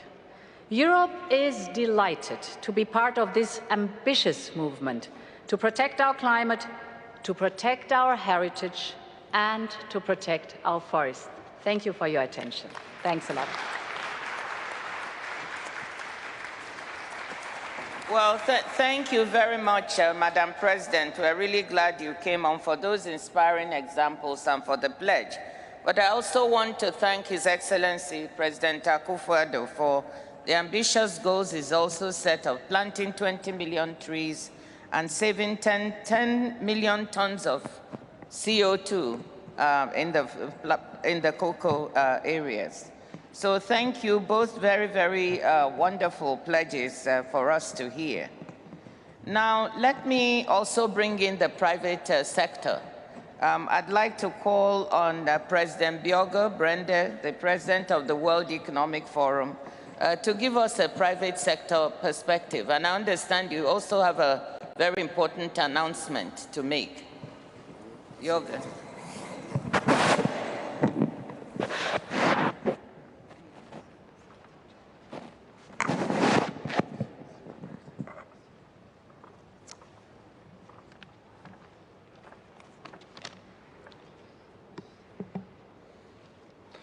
So thank you for the opportunity to be here, and thank you to the European Commission for the pledge of 1 billion, very consequential. Thank you, Dr. Ngozi. We'll have a very interesting dialogue now, the two of us. As you heard, the World Economic Forum, on behalf of the forum, I'm representing 10 major agricultural processing and trading businesses who have committed to accelerate climate action in their supply chains today, really walking the talk.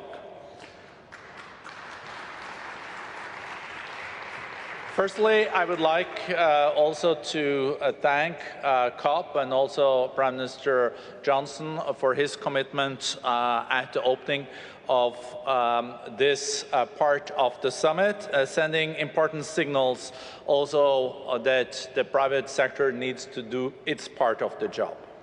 And listening to the esteemed colleagues here from Ghana, EU and WTO, I'm struck by the sheer force of collective action, and particularly how we need more public-private partnerships on the scale we're hearing about today. This is essential if we are to keep the 1.5 degrees alive and protect and restore our forests and enhance livelihoods for those who live and work in these landscapes. Eliminating deforestation from global agriculture supply chains is critical to achieving net zero emissions by 2050. The companies who have combined an annual revenue of $500 billion have committed to create a shared roadmap for supply chain action that is consistent with a 1.5 degree pathway. The joint statement of action is a powerful example on how the private sector can be agents of transformation alongside governments, the finance sector, civil society, and communities. I would like to thank all the companies and their CEOs. They are ADM, Amaji, Bunge, Cargill, Golden Agri Resources, JBS, Louis Dreyfus Company, Ulam, Viterra, and Wilmar. Collectively, they handle more than half of global trade in the key commodities such as soy and palm oil. So this really makes a real difference when they do commit to also no deforestation in the future. The companies have committed to explore how they can jointly accelerate implementation of existing commitments to zero deforestation, how they can increase transparency on their Scope 3 emissions, how they can improve the livelihoods of farmers, and how they can highlight to governments the enabling policy environments needed to accelerate this type of action. The World Economic Forum is here to support this public-private collaboration. It is what we do the best and how we have confidence that we can work together to meet the Sustainable Development Goals.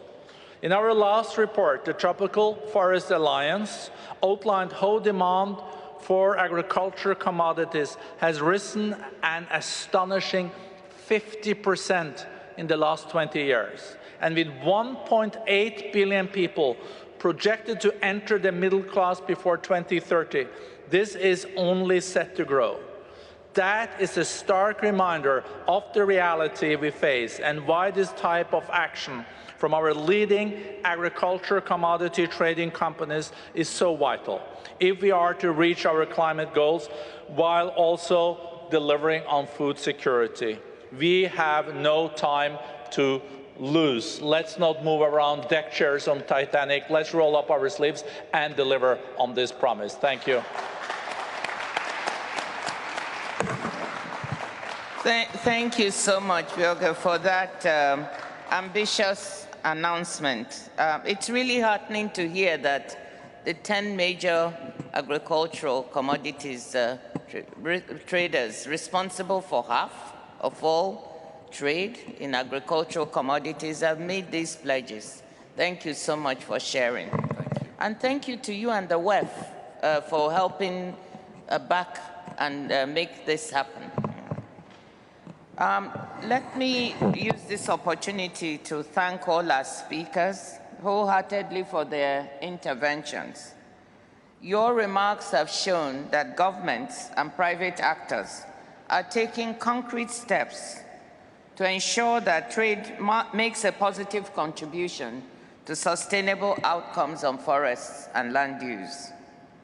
We all now need to redouble our efforts to ensure that trade makes real changes in people's lives, both now and for generations to come.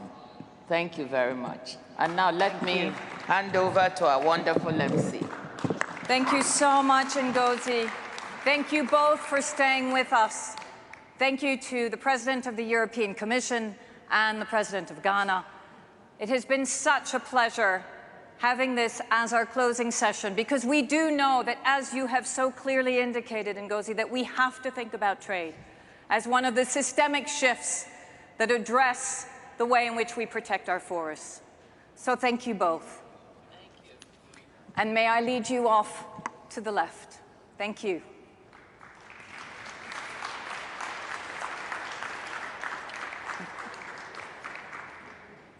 Ladies and gentlemen, distinguished guests, and if there are any excellencies still in the room, all of you who are still watching, I feel as if I've run a marathon myself this morning. There have been so many incredible announcements. Such an important way to start our COP26 commitments. We've been asked time and time again by the next generation, by the youth that are not in this room, that we must turn our words into action. That is what we were told as well time and time again today, not only by Indigenous peoples and community leaders, but by the leaders of so many countries. This has been an extraordinary event, with a huge thanks to our host country, to the distinguished guests, and to the unprecedented alliance of governments, companies, financial actors, and non-state leaders, all of whom have come forward with commitments. This is about mutual respect and solidarity. We have shifted the bar. How have we done that this morning? Please take note. 100 countries have committed to halt and reverse forest loss and land degradation by 2030. This is the decisive decade. Through the Glasgow Leaders' Declaration on Forests and Land Use, this is such a powerful demonstration of political will and collaboration from countries accounting for over 80% of the world's forests. Again, this has never been done before. But follow through, as we've all been saying today, is absolutely critical. This cannot be mere words. It cannot be a moment in time.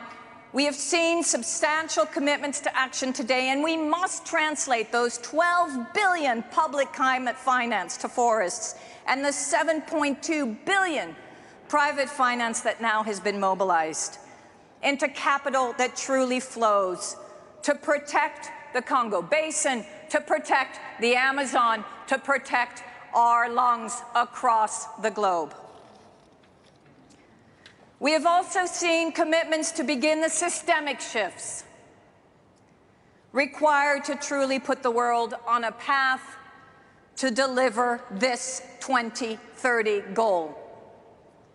Multilateral development banks have committed to entrench nature in their policy and their operations. Promising public-private partnership has been announced through the LEAF Coalition. CEOs from more than 30 financial institutions with portfolios worth over 8.7 trillion of global assets say they will eliminate investment in activities linked to deforestation. And we've seen a unique offering from major traders to support supply chain action consistent with a 1.5 degrees Celsius pathway. This sets out a clear roadmap to COP27, and it enables us to move forward. The launch of the FACT roadmap to deliver sustainable trade and reduce pressure on forests, which we've just heard about, including support for smallholder farmers and improving the transparency of supply chains, endorsed by 28 governments representing 76% of global trade in key commodities that can threaten forests. Yes, delivery is everything. We need urgent results and further commitments and action to underpin these fine words. Our next steps will be truly defining. That is how I leave you today.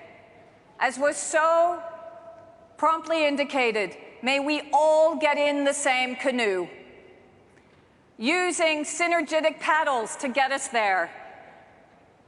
As we move on this pathway, this stream, which will become, we hope, many streams to really shift deforestation, to stop deforestation, and to focus also our minds on regeneration.